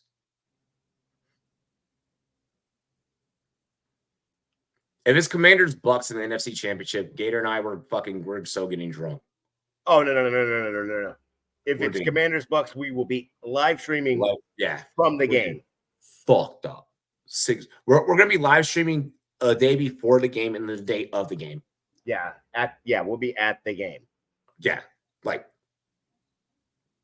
tailgates for days. So who got it? Who was it? Bucky Irving touchdown. Lisa, I'm just talking about possibilities. Okay. Yeah, that's a touchdown. He's good. Both of our teams are good enough to where that could realistically be a thing. Both of our teams have been working over the last couple of years to make this a thing. Like this could be a thing. Bro, and please make it be Washington at Tampa in that. Oh my God. Oh, Florida. Well, the Florida? weather would be so much better for us, bro. Oh my gosh. Get out the cage. Baker, you can't fucking take a sack on a 2 goddamn point conversion. Fucking trade Baker Mayfield and goddamn Derrick Henry. Fuck it, Matt. Do it. Bro, our defense played Baltimore actually pretty stout. Don't do that to us. Go back and watch that game. We did the damn thing. We did the damn thing. Frankie Louvo and them boys, you gotta fear Frankie. Frankie hit so damn hard. Yeah, I mean, when you look at the numbers outside of the 2 big runs that Derrick Henry had, right? It was Bateman that killed the Bucs tonight. It wasn't Zay. Yeah. We didn't have Dean, which is not the best corner in the world, but he's at least a corner. He probably could have covered Bateman, but we didn't have that, and we didn't have Smith tonight. And by no means am I making excuses. Because when you had Dean, you had Smith, James and we had Zion, Detroit couldn't do a fucking thing against us. Jason Williams got hit with heads. What does that say? Wide receiver Jameson Williams facing 2-game suspension for violating. Well, yeah, but okay. So yesterday would be game 1. Yeah, so he already served 1 game of that suspension yesterday. At least that's what his argument needs to be, because he was a ghost. Hold on. Nope, he's just going to deal with it. The Bucs got the onside kick. Onside kick. Bucs receive the onside kick. Let's go. Okay. Right in front of Zay Flowers. All hands team Zay Flowers. All right. So really quick, the fact that he's getting hit with it. He's getting hit with the suspension tonight. And it's only 2 games. I wonder how much was found in his. I don't think that there was a whole lot that was found in his system, which means he probably took peds during the offseason to get back right from the injury and to get back right for like playing time and shit. Well, it wasn't an injury. It was just the fact that he was suspended, which means that it's been diluting throughout his system throughout the duration. So that means his piss content only had to be like a little bit over. Like, we're not talking like Ryan Garcia levels here. Actually, no. Like, we might even be talking Ryan Garcia levels here. Baker for Geno time. I'm dead. Zay Flowers has not been doing shit. Y'all need to let go of the Zay thing. I've been telling y'all for 3 weeks now to fucking trade Zay Flowers. If you haven't gotten Zay Flowers off your team, after I've been saying for 3 weeks to do it,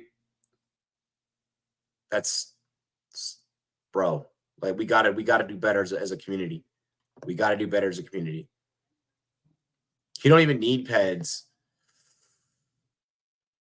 JMO yesterday, -4 yards. That 2-point conversion was huge now, Gator. Zay Flowers' best game was the Commanders. What are you saying? Oh my gosh. That was his only good game. That was his only good game. Only good game. And we still were playing them fucking like we were playing them boys tight. Like we was on it. We was on it. Them boys had to walk off and respect us. And Lamar don't give a fuck about anybody. Lamar does not care. You have to earn Lamar's respect. And we did. I guarantee when we get to the presser for this game, Lamar's gonna be like, yeah, we won, but yo, Baker went out there and you have to earn Lamar's respect. Because otherwise Lamar will just ragdoll your fucking team. Straight up. Straight up. I'll tell you who Lamar doesn't respect: the Raiders. Even though he's 1-2 against them. Our corners are going to be fine, bro. Our linebacker core is nasty. Our linebacker core is nasty. Oh, fuck. I missed the Kyler CD. Did you get the Kyler CD? 44-yard run. It was a run? God damn it. I missed it. I was so busy arguing. Yeah, you're missing Kate Otten become tight end 1 on the week, too. Kate Otten, he's out there. And he doesn't even get in the end zone, and he is right there with Mark Andrews as far as points. 7 of 8, 91 fucking yards for Kate Otten. Wow, Kyler just beat me in the league. He's one of the Kate Otten's winning people weeks right here. Oh, Jalen McMillan touchdown. Oh, bullshit. He's got both feet in. Like when we talk about Kyler, bro, like Kyler's one of the fastest quarterbacks in the league. Like it's super hard to stop him once he gets space. I think he held that. That's a touchdown. Kyler said, look at my motherfucking wheels. Oh, he didn't. Keep both feet in. He didn't. Hold on. Why did I just read the Kyler Murray comment just now by Calvin in the Gridiron's voice, in the Gridiron Heights voice? Kyler said, look at my motherfucking wheels. Because, like, you know how they do, like, the little infant baby voices on that show? Thank Kyler for the 44-yarder in fantasy. Kyler's him in fantasy. Rashad White receiving touchdown. They confirmed it, or? No. The Jalen McMillan one, he was out of bounds and then didn't hold on to the ball. Rashad White comes across the middle, wide fucking open. Nobody around him for days, weeks maybe. So on the McMillan TD, there was no way he was going to be able to toe tap that. There was no way. Because the first foot, the right foot, it kind of, you know what I mean? Like he kind of like sidesteps it, like kind of like jag steps it. Yeah, that Rashad White one is clean though. That Rashad White one is fucking clean. insane. Look here. It's Will only concept. a fucking 11-point game. Make it a 10-point game. Look at Lamar's face. Lamar's like, what the fuck is happening? Yeah, Baker is in there fucking in that kitchen right here, baby. Baker, big play maker. 7 plays, 52 yards in a minute 48. Baker in the kitchen, just a cooking. I love it. He's so fun to watch. I don't know why people call it garbage time. Who gives a fuck? It still counts. Put it on the scoreboard. Yup. But yes. My fantasy win. Fucking Rashad White. Fucking almost 30 fantasy points with those 2 touchdowns tonight. 6 of 6 receiving 71 yards. Get off my fucking field. Give me fucking more Bucky Irvin. Nah, do whatever it takes to win. Sorry. Well, you do what it takes to win, but I know that you need what you need for fantasy. I know that you need what you need for fantasy, but fuck. Oh, I actually sat Rashad White this week. Well, because I made a huge ass fucking trade and I got Barkley. This is how you trade in Dynasty for me, at least in my opinion. So, unless I'm in a league that I have. We are restricted on how many starting wide receivers we can have. We can only have 6 starting wide receivers on our active roster. So playing and bench, right? Yeah. We play 2 wide receivers, and then we have 3 flex spots: wide receiver, running back, tight end. My wide receiver room is stacked, to say the least. It is Devontae Smith, Jackson Smith-Njigba, Drake London, Chris Godwin, Brandon Ayuk, of course, before he got injured. Yep. Garrett Wilson. I've got a couple others that are decent. I've like a Jerry Jeudy, a Christian Kirk, that kind of a thing. So again, it's dynasty. So I had Jaden Reed on my taxi squad. Oh, then you moved him. I moved Jaden Reed for Saquon Barkley, straight up. See, I would have so made that trade. I would have so made that trade. Yeah. I tried to, no bullshit. I was trying to trade Brandon Ayuk for Saquon, and I was giving up a second too. And I almost had him. This was Saturday afternoon. Almost had him. And I was done with Ayuk. Like unless Sunday Zay morning, Flowers, of course, he denies the trade. Sunday morning, I wake up and I'm like, fuck it. I need to go get this W right now. I need this W for me to move forward. I'm like, fuck it. I'll send you Jaden Reed straight up. Boom. We make the trade. He messaged me. He's like, right before the fucking Ayuk injury, he's like, I almost just canceled all trade talks. You sent me that message this morning. Cool. We made the deal.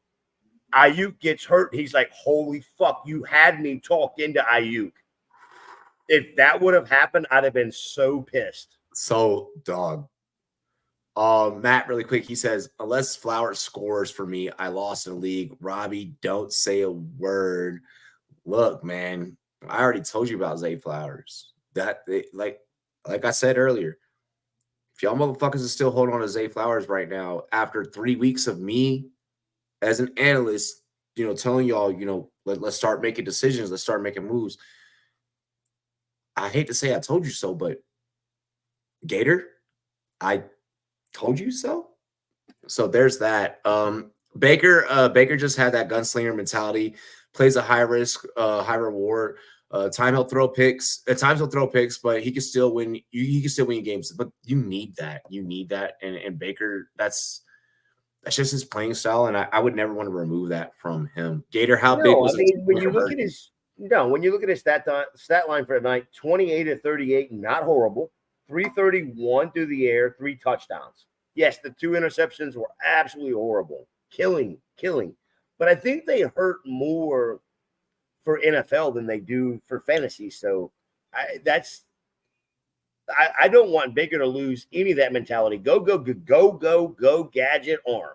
Go, gadget arm. Yep. But I think the other side of that coin too is not having a Mike Evans. If you get the 2-point conversion, if you guys get the 2, I think you guys could pull something off. But at the end of the day, you still got to factor in of what Baltimore is. Like I think that it would be to not think that Baltimore could still stand a chance would be crazy. It doesn't matter. It when it comes to the betting lines, it doesn't matter. The lines you and I looked at the other night, 49.5, we absolutely smoked that fucker. Absolutely smoked it. I said this was going to hit over, though. Remember? Yeah, we were both on the over. Like, what the fuck is? What was Vegas even thinking at 49.5? That's stupid numbers. No, we bought it. We bought at 47. 47. Okay, whatever number it was, we bought at. It was stupid numbers. Were Both of these teams are going to? Were you on Thursday? You were on Thursday, right? Yeah.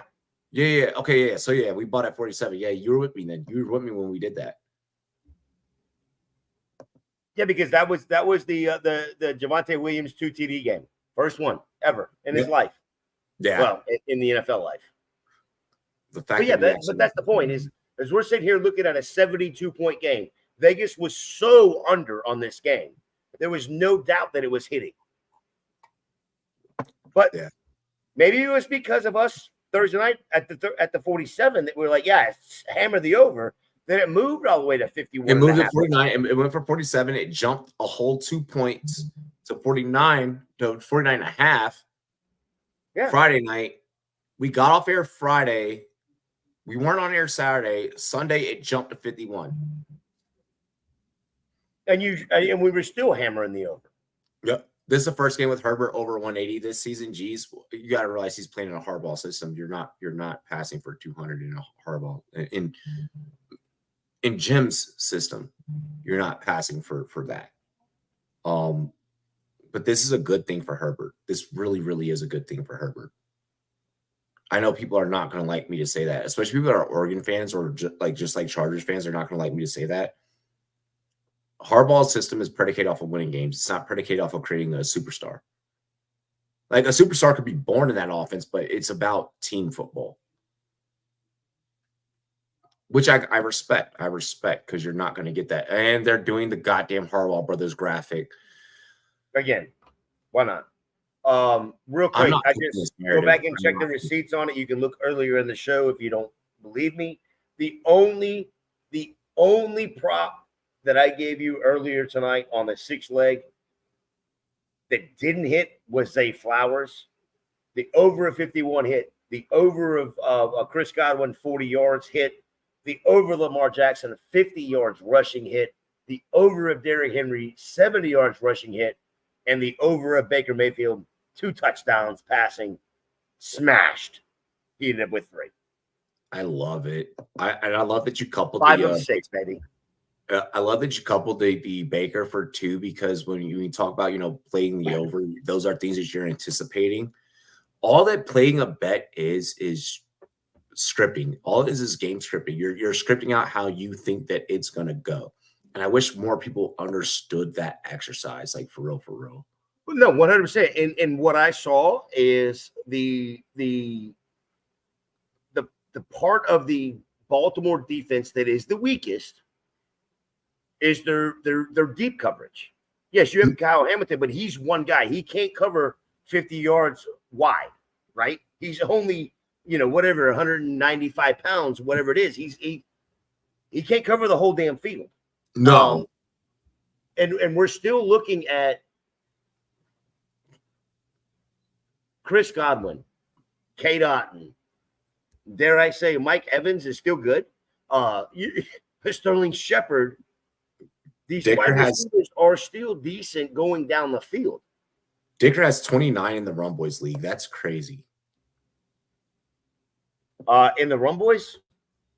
Yeah, I'm trying to see which one he's talking about. If he's talking about like the viewers versus me, or if that's in the staff league, that's crazy. I can't get over the fact in the staff league, I'll tell you right now what he's got in the staff league. He has got 25 in the staff. My God, Chris Godwin is fucking down. In the viewers league, he has 29. My gosh. What a night for kickers. What a season for kickers.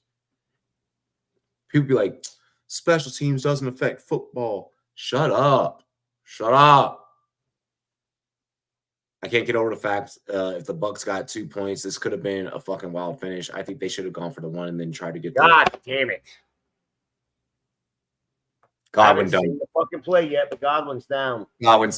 And everybody is on their knee. Happened immediately. He went down immediately. Fuck my life. We got that injury at the exact same time. Oh, it's so nasty. Oh God, that's so nasty. Baker immediately removed his helmet. Well, there ain't nothing like losing a ball game and then losing your best 2 players. That it wasn't even a hospital pass. It was everything was fine. Oh God. That's just nature taking its course. Fuck.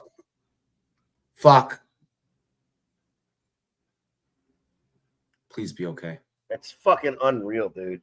You got a minute left in the fucking ball game. Why? Let's fucking move on somewhere else. Is that, dude, the only thing I hate about our job is that right there. That's the only the card's coming out. That's never good.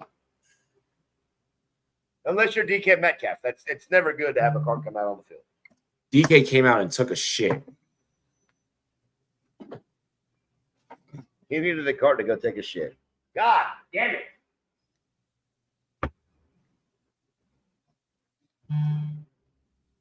He said, belt the ass. Oh, my goodness. Fuck, Godwin just really went down like that. Well, if you want to know how I really feel, my team, my big money league has Chris Godwin and Brandon Ayuk on it. God damn. People are saying it's bad. We're telling you that it's bad. We saw it.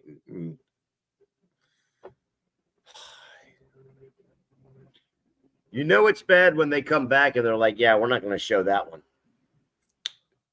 I believe that was non-contact too. Absolute fucking stud.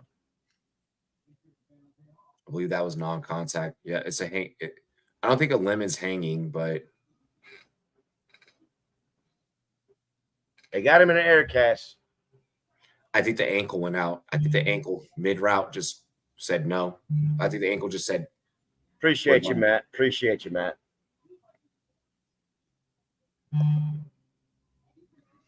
That one hurts. That one hurts. One of my favorite players right there, buddy. Look, you in good spirits. Let's go. We'll be all right. Look it. They say Ravens fans ain't good fans. They are. No, they're pretty classy people, actually. Except for that one dude that was walking. Yeah, fuck that guy. We're not talking about that guy. Yeah. He doesn't even get airtime on our fucking network. No, hell no. Oh God. They got that cast on quick as a bitch, though. Thank God. Yeah, props to the medical staff, props to the fans. Godwin handled it really well. You could see he knows. I didn't even see the play, to be quite honest. I was looking up at the Arizona game, and I looked over and I saw him on the field, so I didn't get to see. This is the image I get to see is Baker Mayfield tapping his fucking helmet on the ground. I'm like, what the hell happened? And then they panned over and Godwin's on the ground. And I'm like, fuck. All I saw was just leg go. That's it. I just saw leg just. Wow. Cardinals 2 for 5 on third downs tonight. If I'm Baker, I'm scared to even fucking pass the ball the rest of the game. I mean, you gotta keep it moving. You gotta move on. It's part of the game. What else? You hear Sterling Shepard.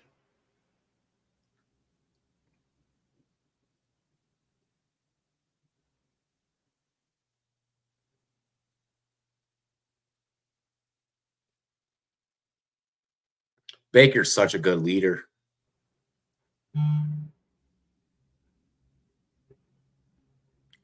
Baker's such a good leader. He really gives a fuck about that city. He gives a fuck about that city. Want the Bucs to get a weapon for Baker? He deserves it. He has weapons. He has weapons. No, the Bucs definitely aren't giving up on the season. No need to overreact. No need to overreact. They have one thing about this team is that they have depth. They have depth.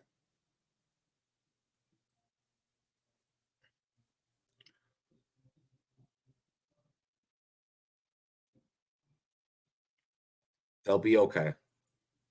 There's plenty of teams that if that were to happen, I would panic a lot more. I only panic for the player in that scenario. But what other weapon bro had Godwin, Mike Evans, like what other weapons are you wanting? Like, yeah, exactly. They still have their receiver. Hey, fuck it. You know what the Bucs are doing tomorrow on Tuesday? Let's go get D-Hop.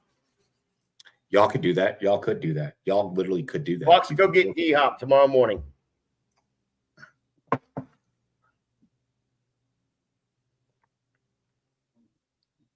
Play calling in this fucking Chargers Arizona game has been mid as fuck. But then again, Jonathan Gannon couldn't fucking coach his way out of a brown paper bag. Here's the thing. All right, now I'm doing it. You weren't a good coordinator with Philly. All right, well, you were a good coordinator with Philly, which is why that defense really had like a lot of like the credit that it does. Knew that you were lacking in personnel when you got to Arizona. You didn't find any way to try and build up that defense in any possible way. To be able to help the quarterback that you have, knowing that for the style of play that Kyler Murray plays, you need to get him a defense that can get him the ball. You need to create opportunities.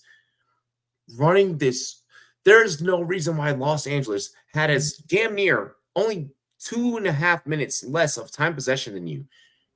No, you fucked up. You fucked up. And that's a defensive thing. That's a Arizona, your defense allowed this game to be boring. Your deep and then not being able to scheme Marvin Harrison open. I get some of the things I said about Marvin Harrison. Still scheme the man open. Still get the man open. Still start targeting the man. If you you got to make that block. If you got to force feed a couple of throws, force feed a couple of throws. Sirianni lets his coordinators do the work. He does nothing. Exactly. Save Gokins. Are you talking about Dobbin? Wait, what do you mean when you say Gokins? Who?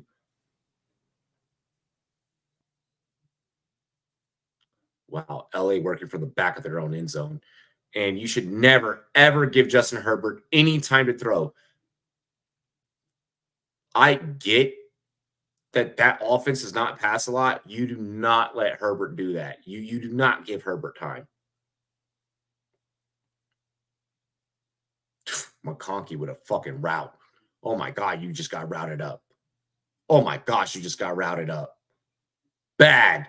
Got routed up and got routed up. Bad. Robbie, I feel like every time we do one of these Monday night games since we had the incident a couple last year, I don't want to see these injuries anymore. I'm over the fucking injuries. So over. Yes. And the injuries just keep fucking piling up.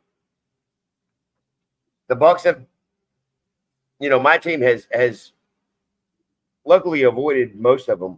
It's catastrophic tonight. That's catastrophic. Both wide receiver 1 and wide receiver 2. Wide receiver 2. Woof. I don't want to over panic until I get the injury report, but I know I'm not going to get the report until tomorrow, like 4 p.m. my time, which is 6 your time. So yeah, until I get full report, I'm not. We know for a fact Evans had a hamstring going in. It's a re-aggravation. So you're talking minimum 2 weeks. Yeah. You got the bye coming for the Bucs, so it's probably going to be 3, count it 4 with the bye. That's fine, whatever. You still got Chris Godwin. Now we have that issue. So now our wide receiving core, you ready for this? The wide receiving core. After that, Jalen McMillan, Sterling Shepard, Trey Palmer, who, by the way, just came back from a concussion, and okay, yeah, Gokins is Hopkins. Yeah.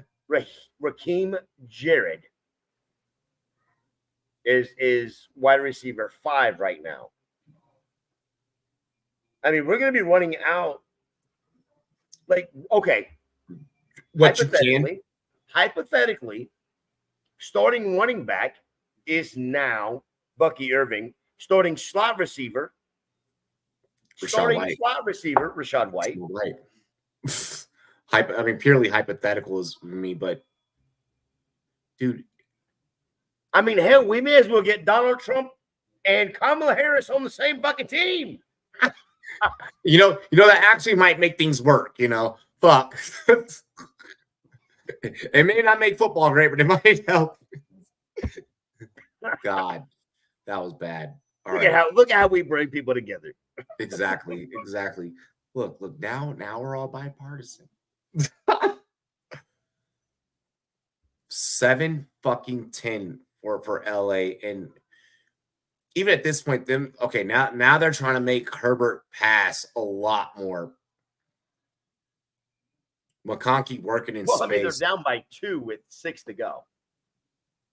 Danny Drewski and Big Us Plug. I'm dead. Oh my gosh. See, as soon as we inspired jokes, I knew that y'all was about to get it popping. 6'3" and built. I like that McConkey is getting some work. They need to give him more, though. Well, oh no. This drive, 3 receptions so far. He has 8 targets tonight. So clearly they're going to start trying to make him a priority. At this point, Denver has a better record than Dallas. That's all. McConkey's playing the slot, which is perfect for this offense, and that's why he's getting so many targets. I mean, again, like I said earlier about the Harbaugh offense, it's a run first offense, and the slot is usually the first read in a run first offense. Well, that's how his dad won. That's how his brother won. That's how he's won. You know, really quick, there's a lot of teams that have exceeded expectations, and Dallas has definitely submerged those expectations. On big hit for Dobbins, took one in the back right there, big one. Both teams just playing to not lose. Both teams legitimately playing to not lose. 520.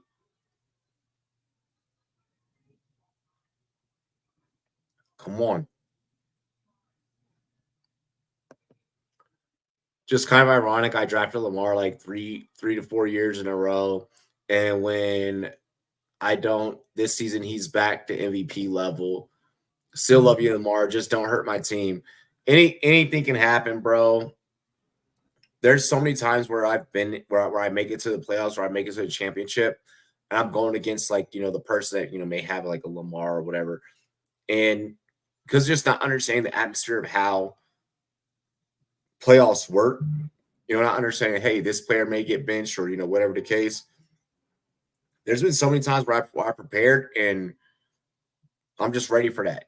So for all we know, like you could face against a person that has Lamar in the championship, but if the Ravens are already secured in their playoff hopes and their playoff position, and if you're going against a person that has Lamar and then Lamar gets benched, like you're gonna win that championship.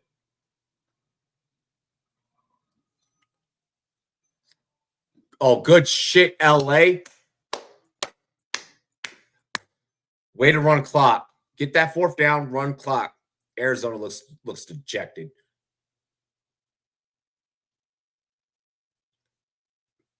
Arizona fans in those stands look like they just let the fucking Deshaun Watson massage session.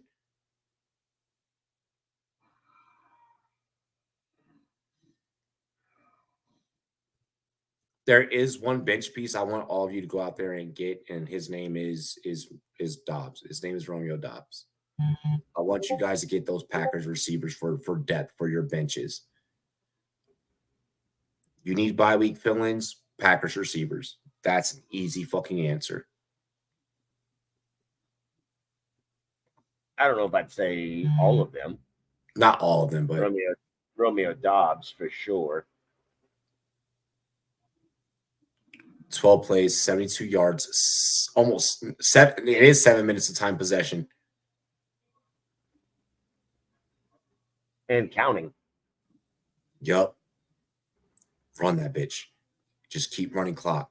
Just keep running clock.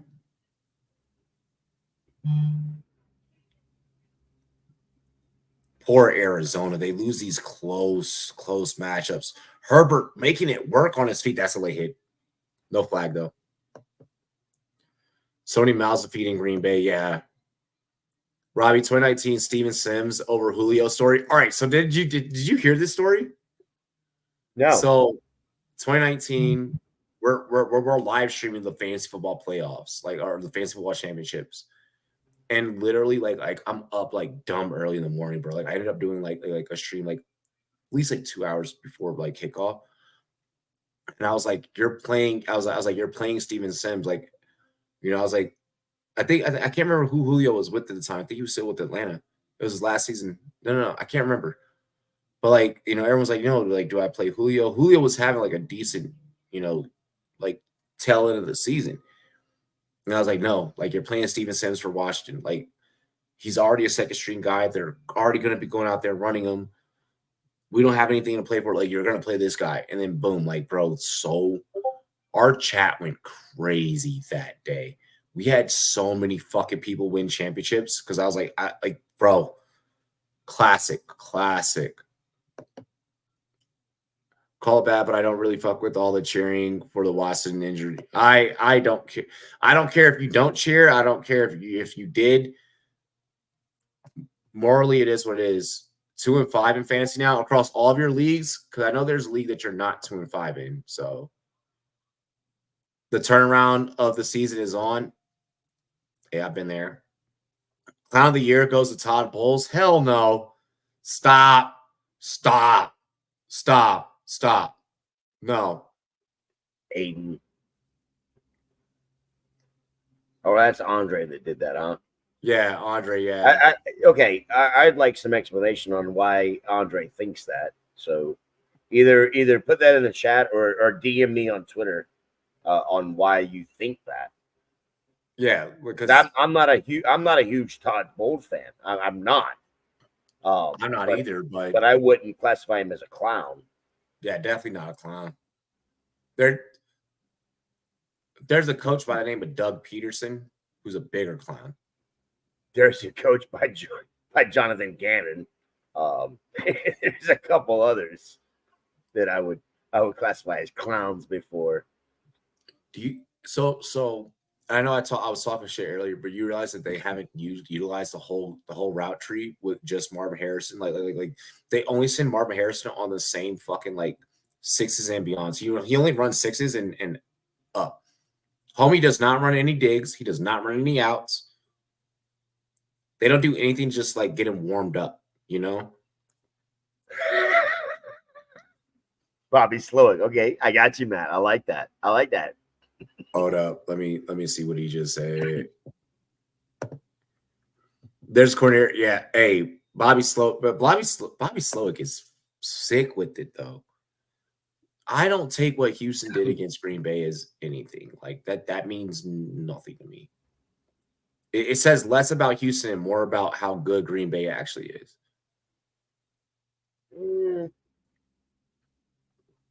I feel that way.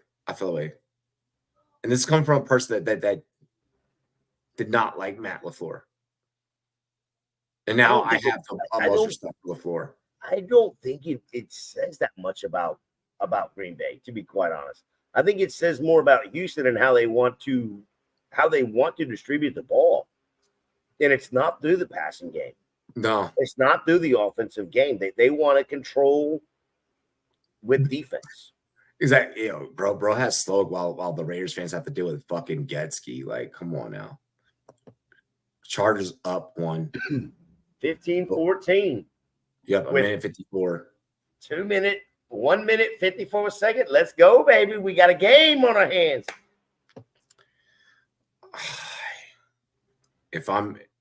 Chargers just ratchet down on defense. Bite down on fucking defense. You cannot let Kyler beat you with his legs This game would be over if Jalen Reagor wasn't Jalen Reagor. Yeah. I agree with that one. Chargers have 2 timeouts left. Cardinals have all 3. Yeah, so just a quick update, personal update. I need 1 yard from Trey McBride. How about that? Oh, fuck. Can we get 1 yard? You need a pick. You're going to need a defensive pick by Arizona. No. Trey McBride. The Cardinals are fixing to get the ball. Oh, yeah, Carl's. Yeah, let's say. I need Trey McBride for 1 yard. Kyler's got this. 11 game-winning drives in the fourth quarter or OT for Kyler. Come on. Herbert had a sneaky good game. They 300 yards. 300 yards passing, dude. Yes. Gator reminded me of that meme. Can you give me one more day? Oh wow, I know which meme you're talking about. Herbert for the night, 27 of 39, 349. Yes. Maybe it was quiet because there's no touchdowns, but he didn't have a pick. So no need for Taylor Heineke tonight. Cool. Like, for all the wide receivers out there, do not fucking signal for a pass if you know that you're about to get fucking ran over. Like, if you know that you're not, don't throw the hand up. Michael Wilson, you knew that you weren't going to catch that. Keep yourself safe. Your quarterback can help keep you safe. You keep yourself safe. Oh, good Marvin shit, Kyler. Harrison Jr. What the fuck was that? Good shit, Kyler. Good shit, Marvin. Oh, God, we got a flag. No, you got a fucking incompletion because the son of a bitch can't hang on to the fucking ball.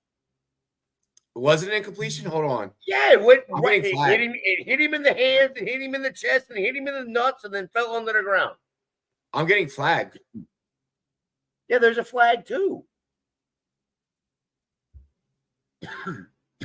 It's on the defense.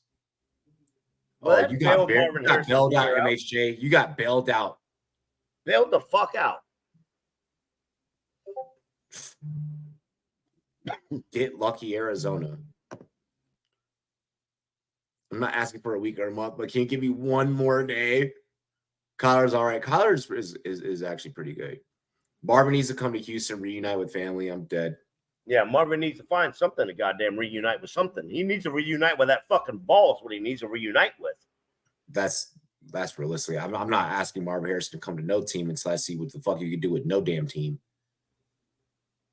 Oh, good underneath pass by Kyler. Oh my God, he's got days to run. Block some fucking body. God damn, Arizona. Block somebody. James Conner. That right there shows you that nobody else is the problem. He doesn't want to block anybody. Because Kyler be making plays. Kyler be getting the ball to everybody else. Marvin Harrison doing his job. Watch this. Here's my light, right? This is Marvin Harrison. I'm just going to touch it. I didn't want to hurt you. I don't want to hurt the ball. I know you got pads on. I don't want to touch you. This ain't fucking bullshit. Arizona, you need to run the clock. Do not be in a rush right here. Do not be in a rush. You literally cannot afford to try and rush this scenario. They got Rylan over there warming up for the kicks. I agree, Gator. I've invested in it. I invested in him this season. I did not invest as much in Marvin Harrison Jr. I only had like 2 shares. I have more elite neighbors than I do Marvin Harrison Jr. I have more Brian Thomas Jr. than I have both. You want to talk about somebody to trade? Trade fucking Marvin Harrison Jr. Fuck yeah. Yeah, trade Harrison Jr. Fuck that guy. Nepotism doesn't win championships.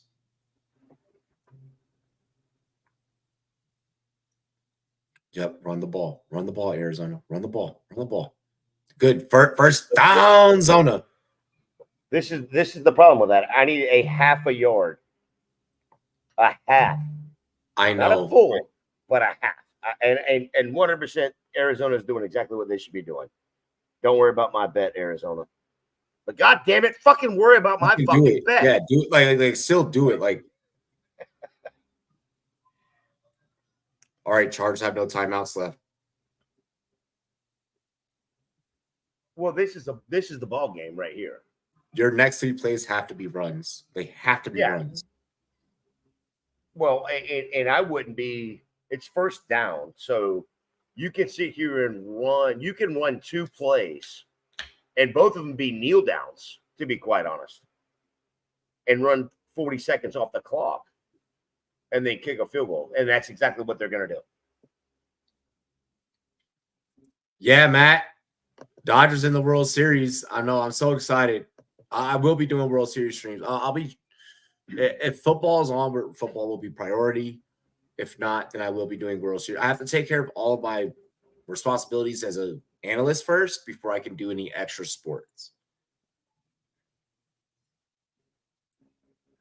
55. Keep ticking, baby. Keep ticking. Well, I mean, they got no timeout. So you got a 40-second clock here, which is going to bring it down to 30.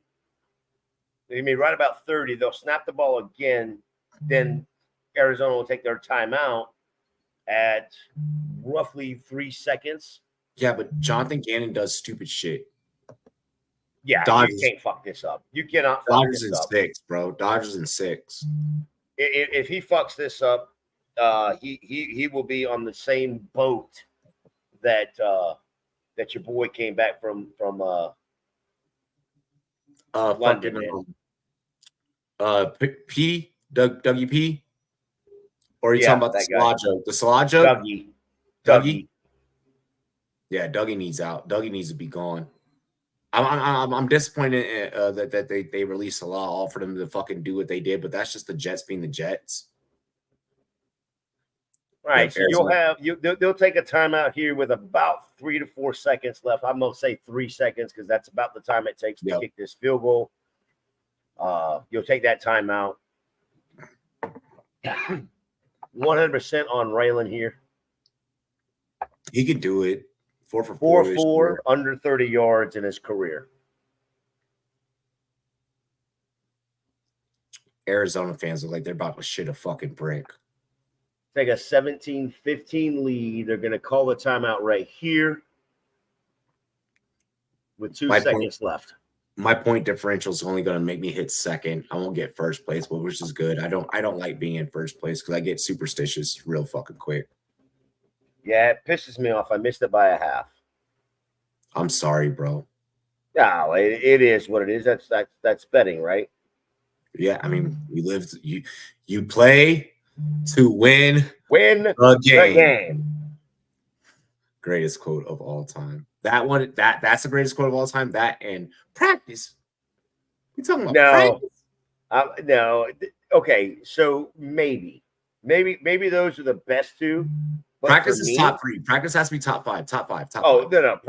Practice is top 3. Yeah. But okay. So the playoffs. The best 3 for me are you play to win the game. Yep. They are who we thought they were. They were, yes. Okay. Yes. All right, that's number 2, and then practice is number 3, and then playoffs is number 4. Is 3. Yeah, playoffs is number 4. Yeah. Okay, so I'm on that same road. Yeah. And Arizona ends it. That'll be final, which also means that is final for our stream tomorrow. TikTok Live, we'll be having that going down. Stay tuned because we're not going live until we get the injury report. When we get the full injury report, which may not happen till like 4 Mountain, which means 6 Eastern, be ready for that. After that, I roll right into Goal Line Goons with Taco. That show has been killing it. That show has been putting out some really good information. Taco is even a different analyst on that show. Like, for real. Show again? Huh? When is that show again?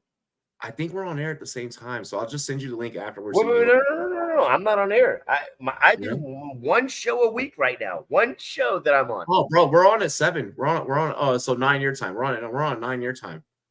Yeah, bro. I'm the same time that fucking Taco is. So yeah. So 9 your time. Yeah, we'll be live 9 your time. Like, I promise, bro. Like, the show is actually good. Tuesdays, every Tuesday. Tuesday. I might just have to fucking crash that bitch. If you want to crash it, I'm completely down. I'll never say no. Talk to Bob and make sure it's okay. I crashed that motherfucker one week and I just fucking crashed. It's my show. It's my show. So yeah, it's completely fine. Okay. Right? Well, send me the link. I'm not saying I'm going to come on there every fucking time, but I might. But if you want to crash an episode, Taco, I'm about to come in there and give Taco his flowers here and there, and maybe give Taco a little bit of hell every now and again. I've seen that show. It's fucking good as shit.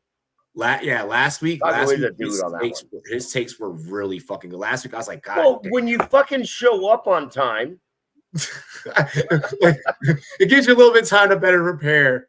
Paying what is good, leaves what's up, Gator. Wednesday, AMA as well. I'm gonna crash that bitch too one day. Yeah, definitely. AMAs are always fun, and it's super quick and easy too. And then that's pretty much like the schedule. You guys already know the rest of the schedule, so no point in going into that. Gator, anything that you want to shout out, where you're gonna be, what you got going on? Man, you know I do it every week, so just hit me up on Twitter at FantasyJ77. Um, you know, the main show that I do is the recap show, that the Monday Anxiety. It is an absolute blast. Myself, Josh, and Ryan get on there and just Big ups to the boys. air out all of our fucking grievances from Sunday morning and get prepared for Monday night. By the way, just to give you a heads up, I throw out a couple bets on that show going into week 8, which is where we are headed after tonight. I will be 7-3, I believe, is the record right now on the Monday night props. So not too shabby, as Adam Sandler himself would say, not too shabby. Oh my gosh, ladies and gentlemen, I'm Rum Boys Robbie. That's my co-host Gator J. We're the Rum Boys. You can also catch him on Club Fantasy. Check it out in our homie section. Cheers to me. Cheers to you. All the Rum Boys and girls. What it do? Dilly dilly. We love you. We appreciate you. We're out of here. Have a great week. We'll see you tomorrow. Holy shit.